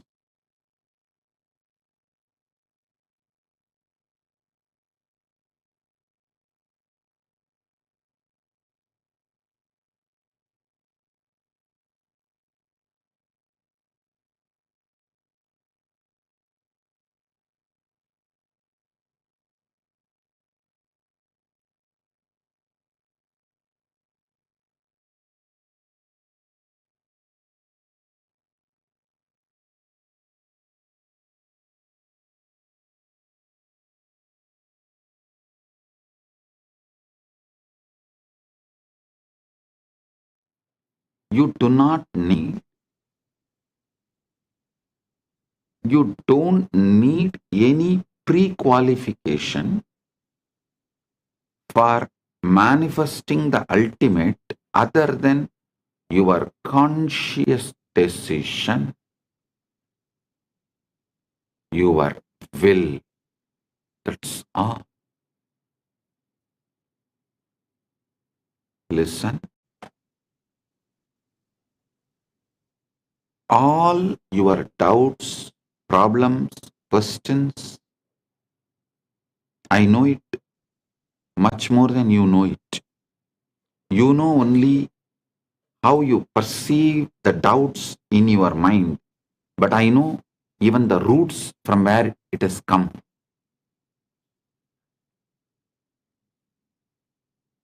First of all, you should all realize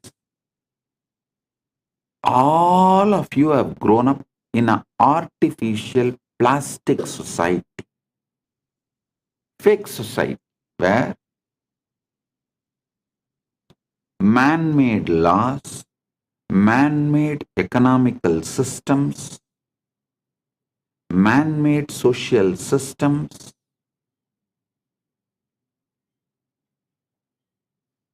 with large blind spots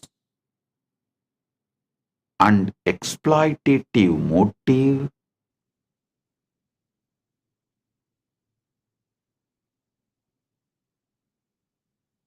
untrusted. With that kind of a structure, you all have grown up so naturally, whether your family or a school, your college, your team, everything teaches you a false idea. Outside first, inside next. Means you have to work hard to get something, earn something, gain something. Then you will be happy inside. Listen. This is not the organic, natural law of life. Listen. That is why even now, all middle class level success, mediocre level success,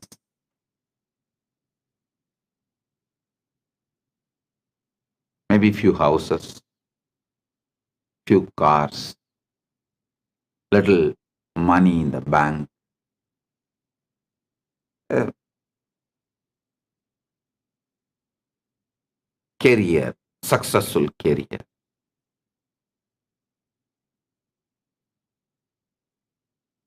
Only all these can be achieved if you follow the rules of the unconscious society, because it is designed to keep you mediocre. It is designed for mass. Don't follow the mass. Many times in the mass, M is silent.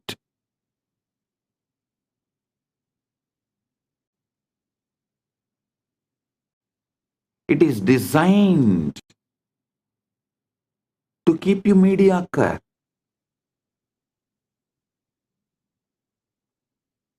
This is the knowledge for generalized.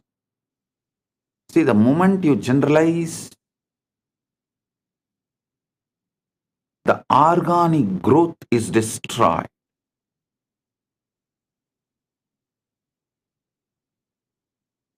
Whether education, bringing up, lifestyle, everything.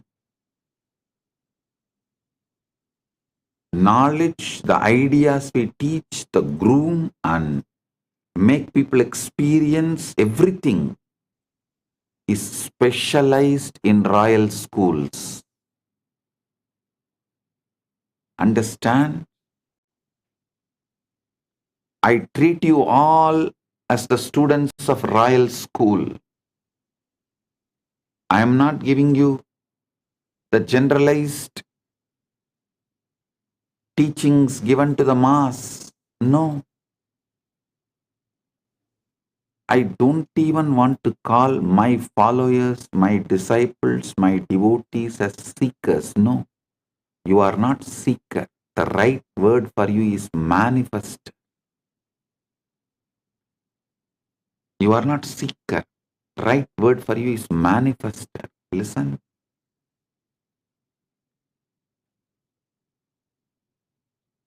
The primal assumption, first assumption you build about yourself, unconsciously or consciously, forced on you or you voluntarily build it, married or raped, anyway, the child you give birth, unconsciously,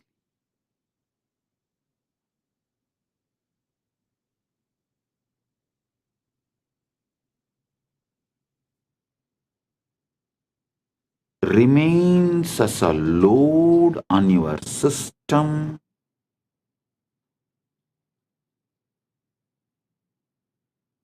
continues to keep you focused on endless distractions. It is not even something productive in your life about what you want. It's not even making you healthy or wealthy or happy or blissful. It is just you are stuck with the impossibility and you are rotting in a rut. Just see, look around. All enlightened beings know it is very difficult to break the primal assumption, the preliminary assumption you have about you. Sometimes it takes even janmas to break the preliminary assumption you have about you.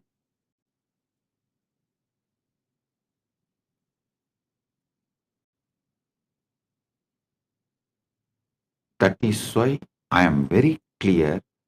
The preliminary assumption you have about you itself, I am giving you right. Ultimate assumption. Listen.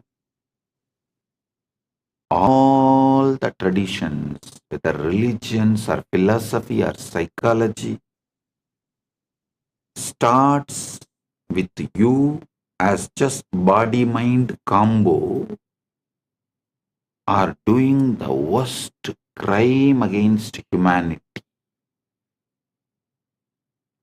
Because the moment you start thinking you are a body-mind combo And you have to gain step by step by seeking, accumulate, and achieve the enlightenment, the ultimate over.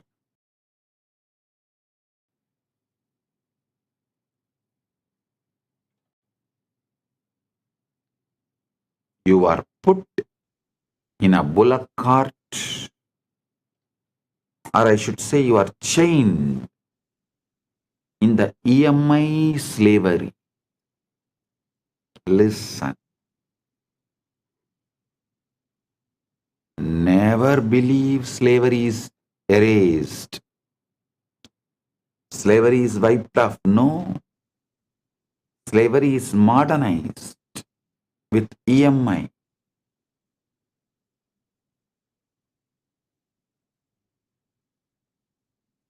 Economy should be indigenous. Religion should be indigenous. Social rules and regulations should be indigenous. Food should be indigenous. Clothes should be indigenous. Even social laws, criminal laws, right, wrong, philosophies, all should be indigenous. Organically grown. Not because someone commits a crime in remote area. The preventive laws and rules imposed on us who don't even have an idea about those crimes.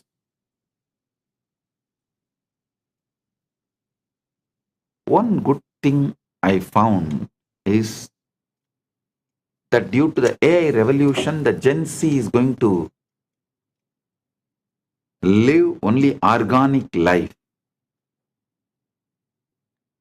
The globalized brands, whether it is a Coca-Cola or burger or pizzas, are all global brands. Business brand, retail brands, cloth brands, religion brands, philosophy brands, all have no future due to AI revolution. People are going to choose the indigenous lifestyle. They are no more interested in following the dead, unwanted, unknown. Actually, neither the person who imposes the rule, nor the person who maintains the rule, nor the person who obeys the rule knows why the rule exists. What the hell you are doing? What the hell is going on? No, neither legislature nor executive or judiciary or the obedient citizens. All four do not know why this law exists. That kind of laws exist in every country. In every country, practically.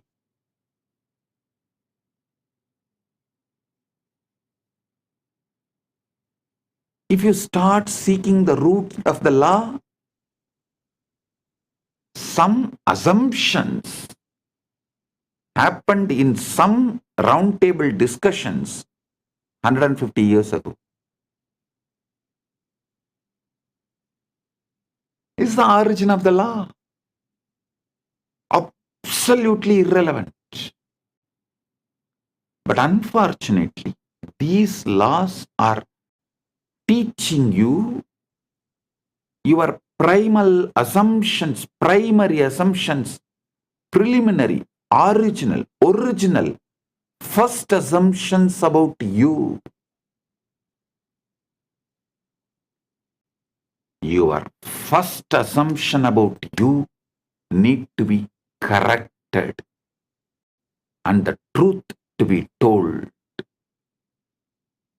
Don't start as a body-mind combo. Even the religious structures and philosophies which begins telling you are a body-mind combo and that body-mind combo has to work and do something, this, that, yearn and achieve enlightenment, dump it.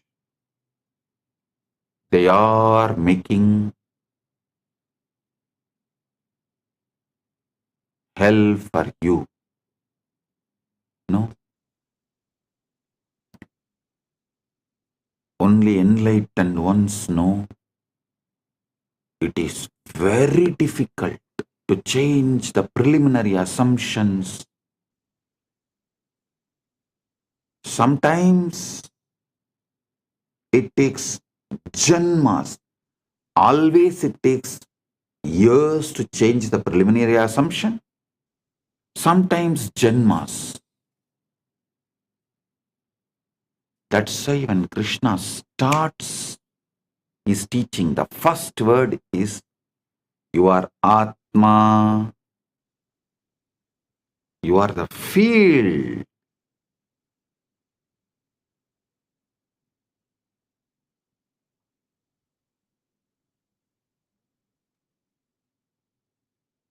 You are the field which is carrying the ultimate, pregnant with the ultimate.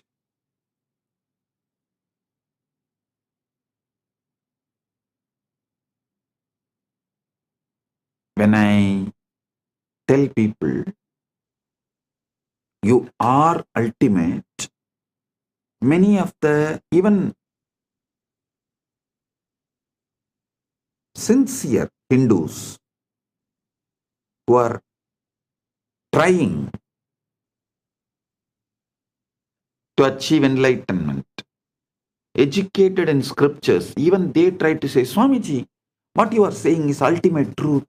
We know, but I don't think it should be taught immediately.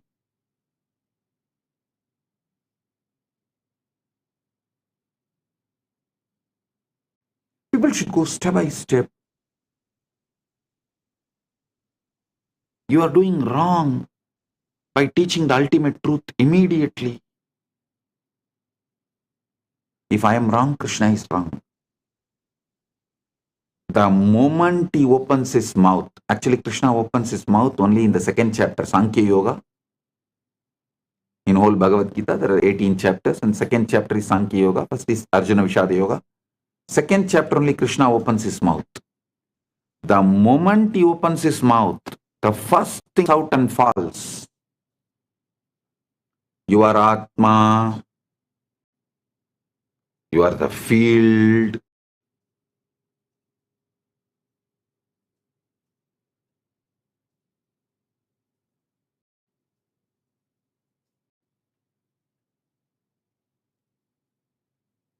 Which literally carries the ultimate.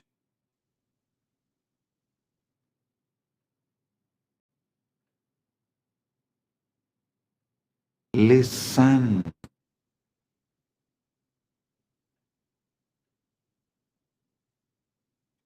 Preliminary assumption should be right.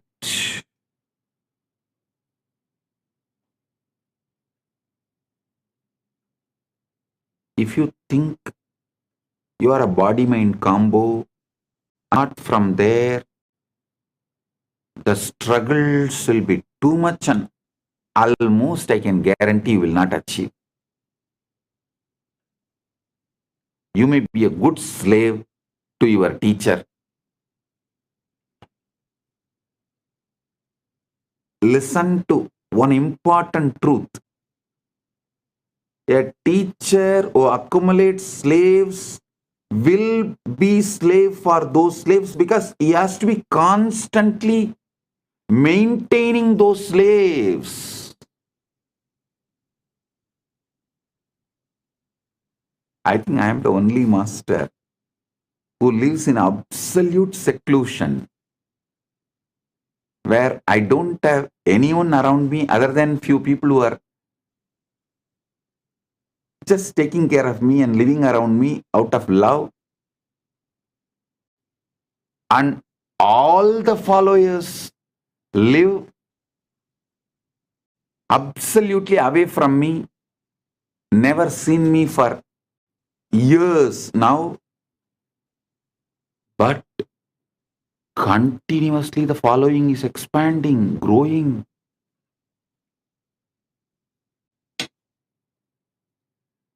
Because I don't collect slaves. I collect leaders. I make Paramashivas. I don't collect body-mind combos, make them enlightened. I collect Paramashivas and make them manifest.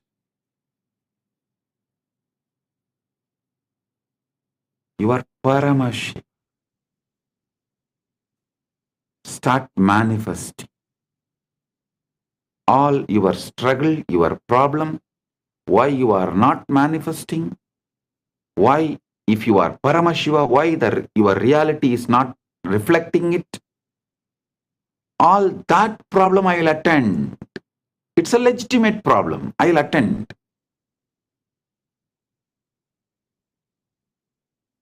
But assuming your body-mind combo and trying to evolve,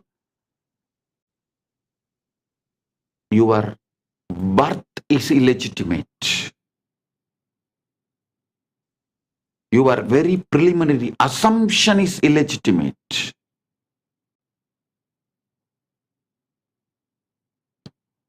Your preliminary assumption about yourself, your original assumption about yourself, if it is body-mind combo, you are born out of rape by the society,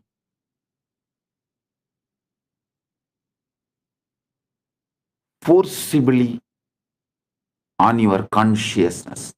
Society commits a forcible rape on your consciousness, and out of that illegitimate child born is your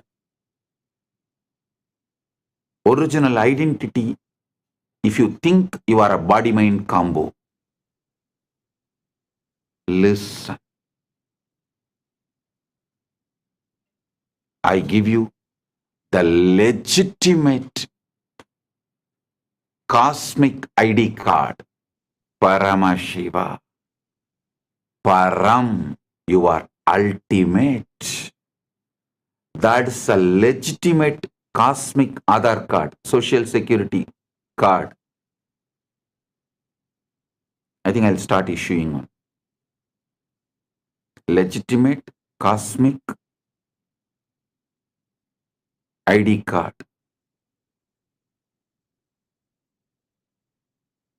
You are Paramashiva.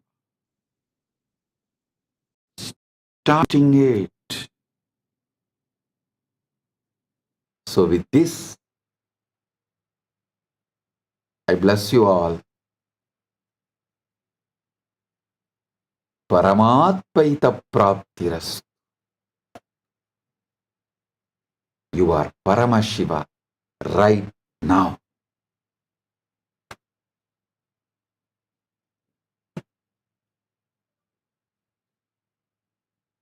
With this, I bless you all.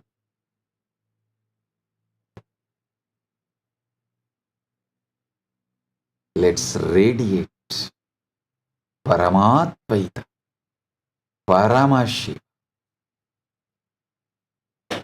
with Nithyananda, the eternal bliss, Nithyananda. Thank you. Be blissful.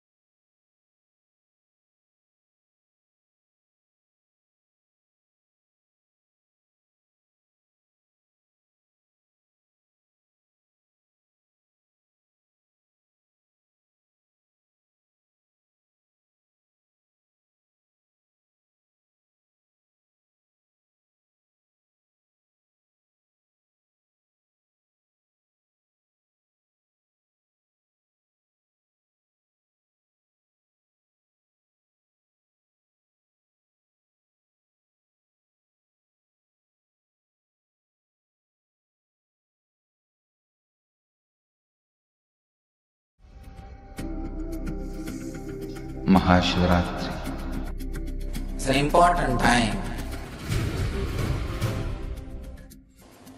when timelessness enters into time.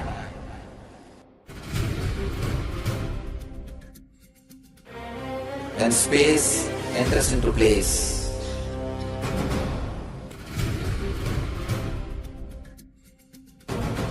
When Brahmanda enters into Pindanda.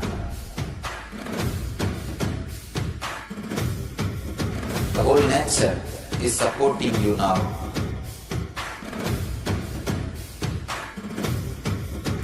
To experience your higher energy, your higher self, your higher consciousness.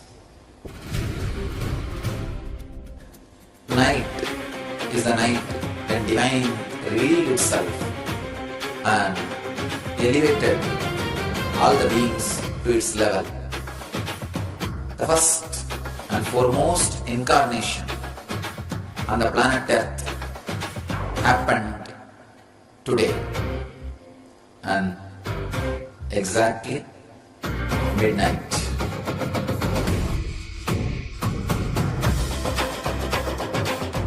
Mahashivaratri. It's a great opportunity for all of you to raise yourself to the higher consciousness.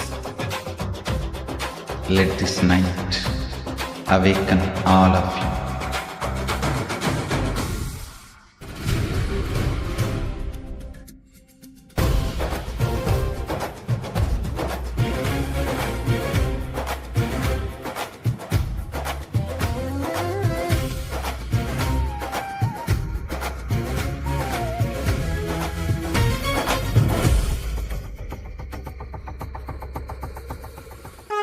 This is the initiation into Paramashiva Prana, which will empower all of you to come to Paramashiva Sena and become Paramashiva's own ambassadors. Blessed are those who can make it to Paramashiva Sena.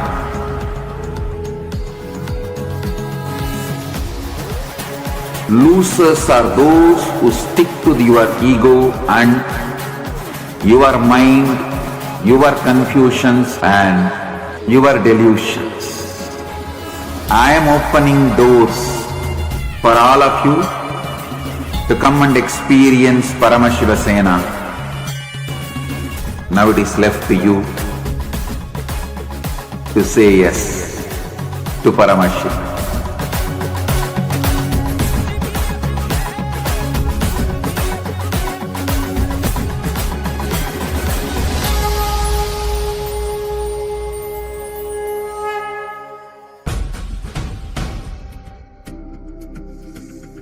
Mahashivaratri. It's an important time when timelessness enters into time.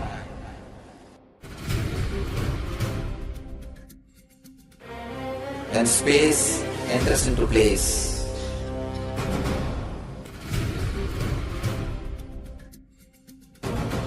When Brahmanda enters into Pindanda. The whole nature is supporting you now.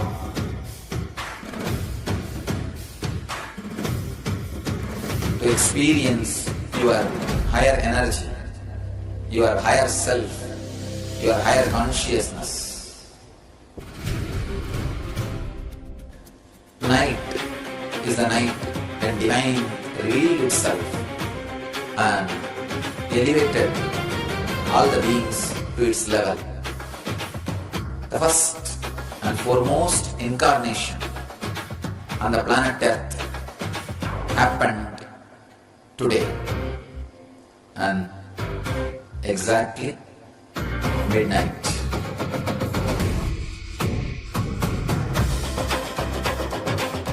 Mahashivaratri.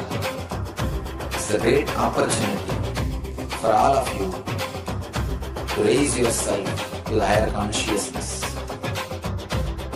Let this night awaken all of you.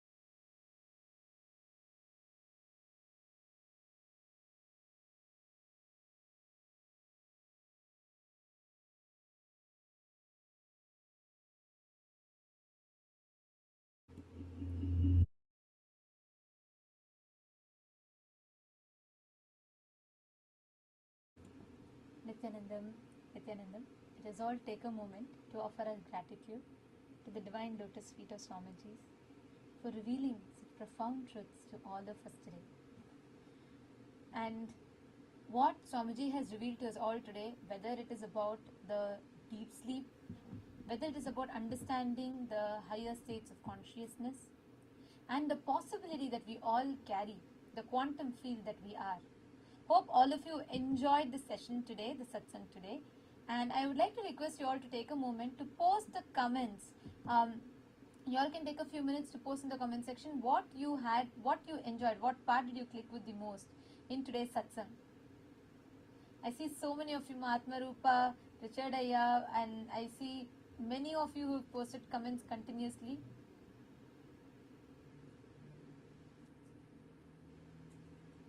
Jnana Pratyakshananda has posted, the success of oneness is sustained by ferocity.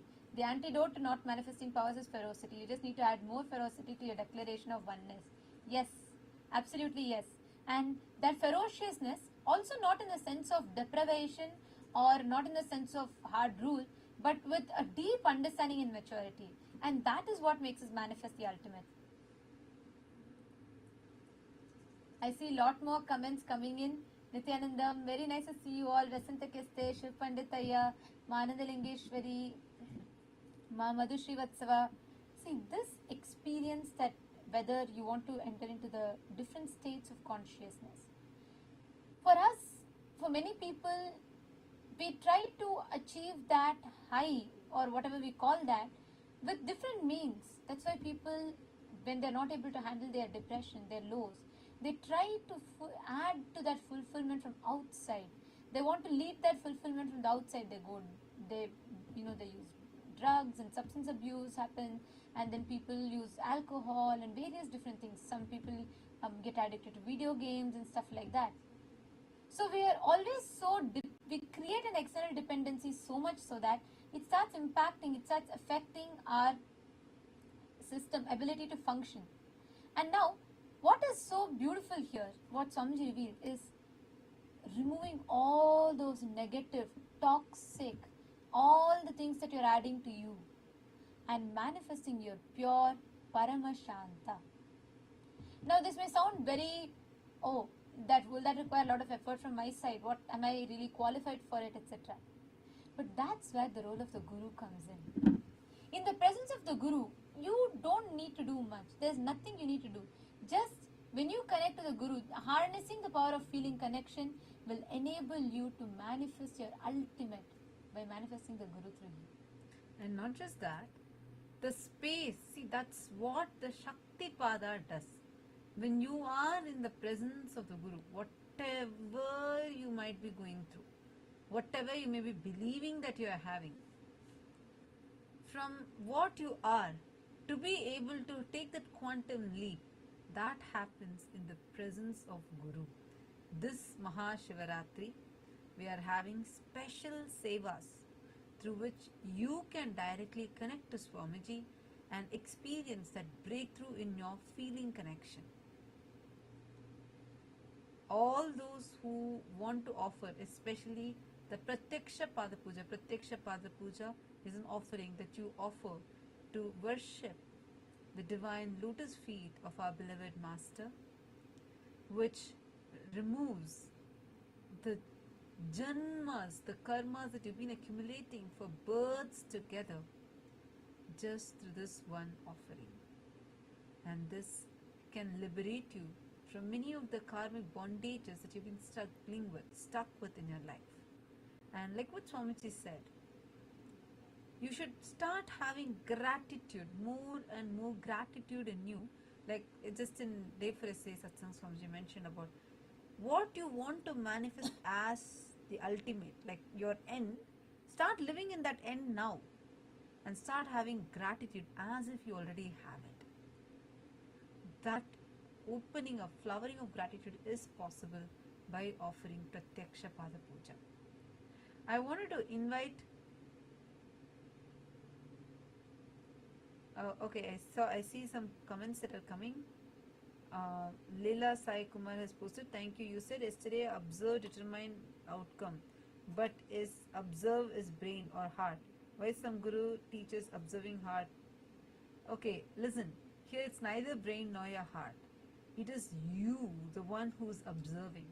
People tend to teach you observe your brain, observe your heart. They are trying to teach for you your personality development, not your conscious enlightenment. Swamiji is not here just to teach you some things that can externally change you alone. No. Swamiji is here for a complete, giving you that superconscious breakthrough. That will happen only when you start realizing who you are, when you are sitting as that witness inside of you. So, to all the viewers that are there, I just wanted to invite all of you for this Maha Shivaratri celebrations. That's just 4 days away, and we're going to be having, we already are having so many sevas that are being offered in temples around the world, in various Kailasas around the world, and mainly offering Pratyaksha Pada Puja to Swamiji on Maha Shivaratri. That is going to give you the ultimate breakthrough. And we invite every one of you to join us on the Maha Shivaratri by connecting to the Guru. See, Paramashiva is on the day of Maha Shivaratri assumes from formlessness to the form. And Guru is the ultimate embodied form of Paramashiva. You can call it God, consciousness, Shiva, Paramashiva, Rama, whichever word that you want to give. Guru is a manifestation of all the ultimate, unseeable, all the pure forms of God, the Supreme Personality of Godhead. So, on the day of Paramashivaratri, in the presence of the incarnation of Paramashiva, get ready to celebrate Shivaratri. Get ready to celebrate the night of the auspicious changes. All civilization terrorizes us about dark. Dark is always considered as something negative and evil. Sanatana Hindu Dharma is the only religion where we celebrate dark, Ratri, intensity. We do meditation on the dark. It's only in Hinduism. And do not miss this. Please be there. And I request every one of you, on the day of Shivaratri, you can all offer Pratyaksha Pada Puja to Swamiji. Have the opportunity to connect with Swamiji, the deity, and you can offer the Pratyaksha Pada Puja, and you can connect with Swamiji and all the different gods and goddesses, the different deities, and receiving their grace and blessings. Ultimately, physically offering the flowers, the Madhuparka, etc. at the divine lotus feet of Swamiji. So the link for where you all can make the offering, will be posting it in the comment section. But every one of you, please make sure that you take a few minutes and you're all heading to the link. You all can go to, in the chat we'll be pasting the link in the YouTube live chat. And all of you can make sure that you're going ahead, signing up, and whichever sevas you resonate with, you want to offer, get started with one. Get started with any, because you are going to be having a huge breakthrough, literally your consciousness itself shifting in this Shivaratri.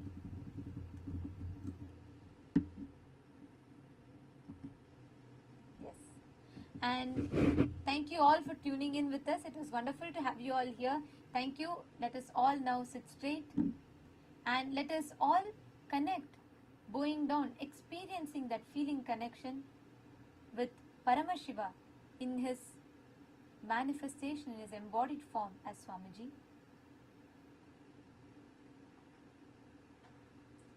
Let's now conclude with Purna Mantra.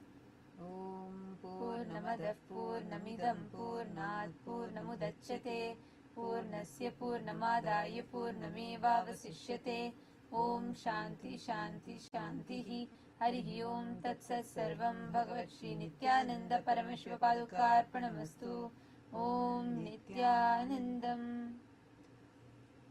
Thank you all. Nityanandam. Nityanandam.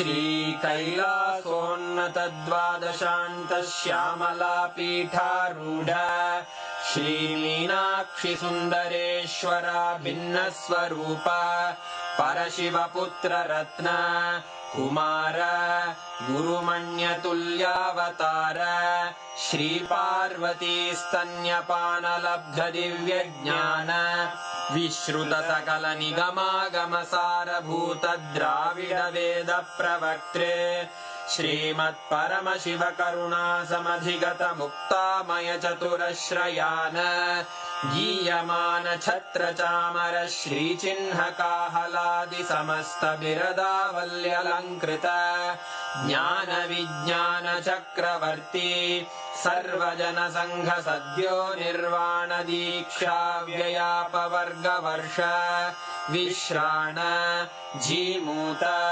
परमतकलभकेसरी शैवसिद्धान्तस्थापनाचार्य श्रीराजाधिराजपाण्ड्यमहाराज गुरु क्षपणशाक्यादिमहान्धकारनिवारणज्ञानभानु वीक्षणानर्हार्हध्वजोच्छेदनपूर्वक श्रीमद्वृषभध्वजस्थापक शैवसमयकर्त्रे सर्वज्ञपीठारूढ श्रीजगद्गुरु श्रीज्ञानसम्बन्धदेशिकस्वामि वागीशसुन्दरमाणिक्यवाचकस्वामिनाम् अवतारभूत श्रीज्ञानसम्बन्धस्वामि पुनरुद्धृत श्यामलापीठ सर्वज्ञपीठ त्रिनवत्युत्तरद्विशततम गुरुमहासन्निधान अरुणगिरियोगीश्वर परम्परागत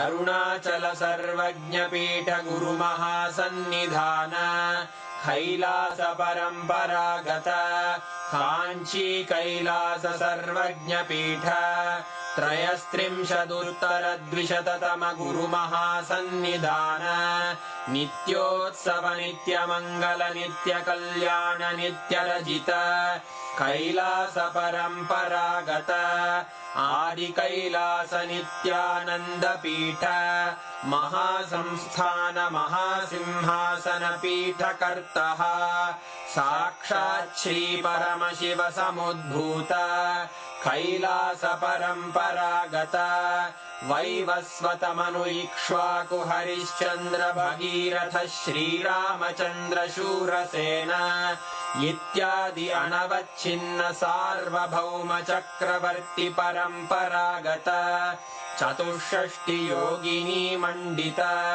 चतुष्षष्टि सम्प्रदाय प्रवर्तक मनुधर्मशासन सूर्यवंश प्राप्त सर्वज्ञपीठ सुराङ्गी साम्राज्य मूर्धाभिषिक्त चूडामणे साक्षात् श्री परमशिव समुद्भूत कपिल महागुरु पुनरुद्धृत महानिर्वाणिपीठ अष्टोत्तर सहस्र श्री महामण्डलेश्वर साक्षात् श्री परमशिव सिंहासनाभिषिक्त समस्त गणनायक श्री महागणपति समारंभ अनवच्छिन्न पीठाधीश्वर गुरु परंपरा प्राप्त अटल पीठ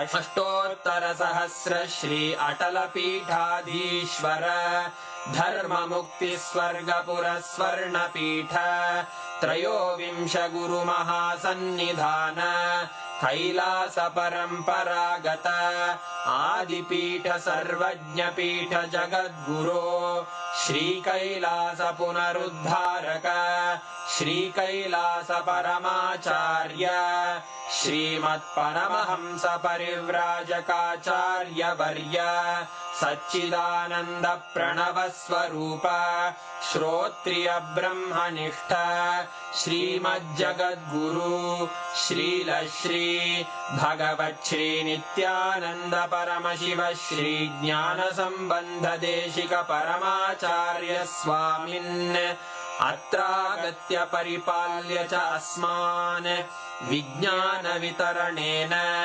विजयी भव जय जय।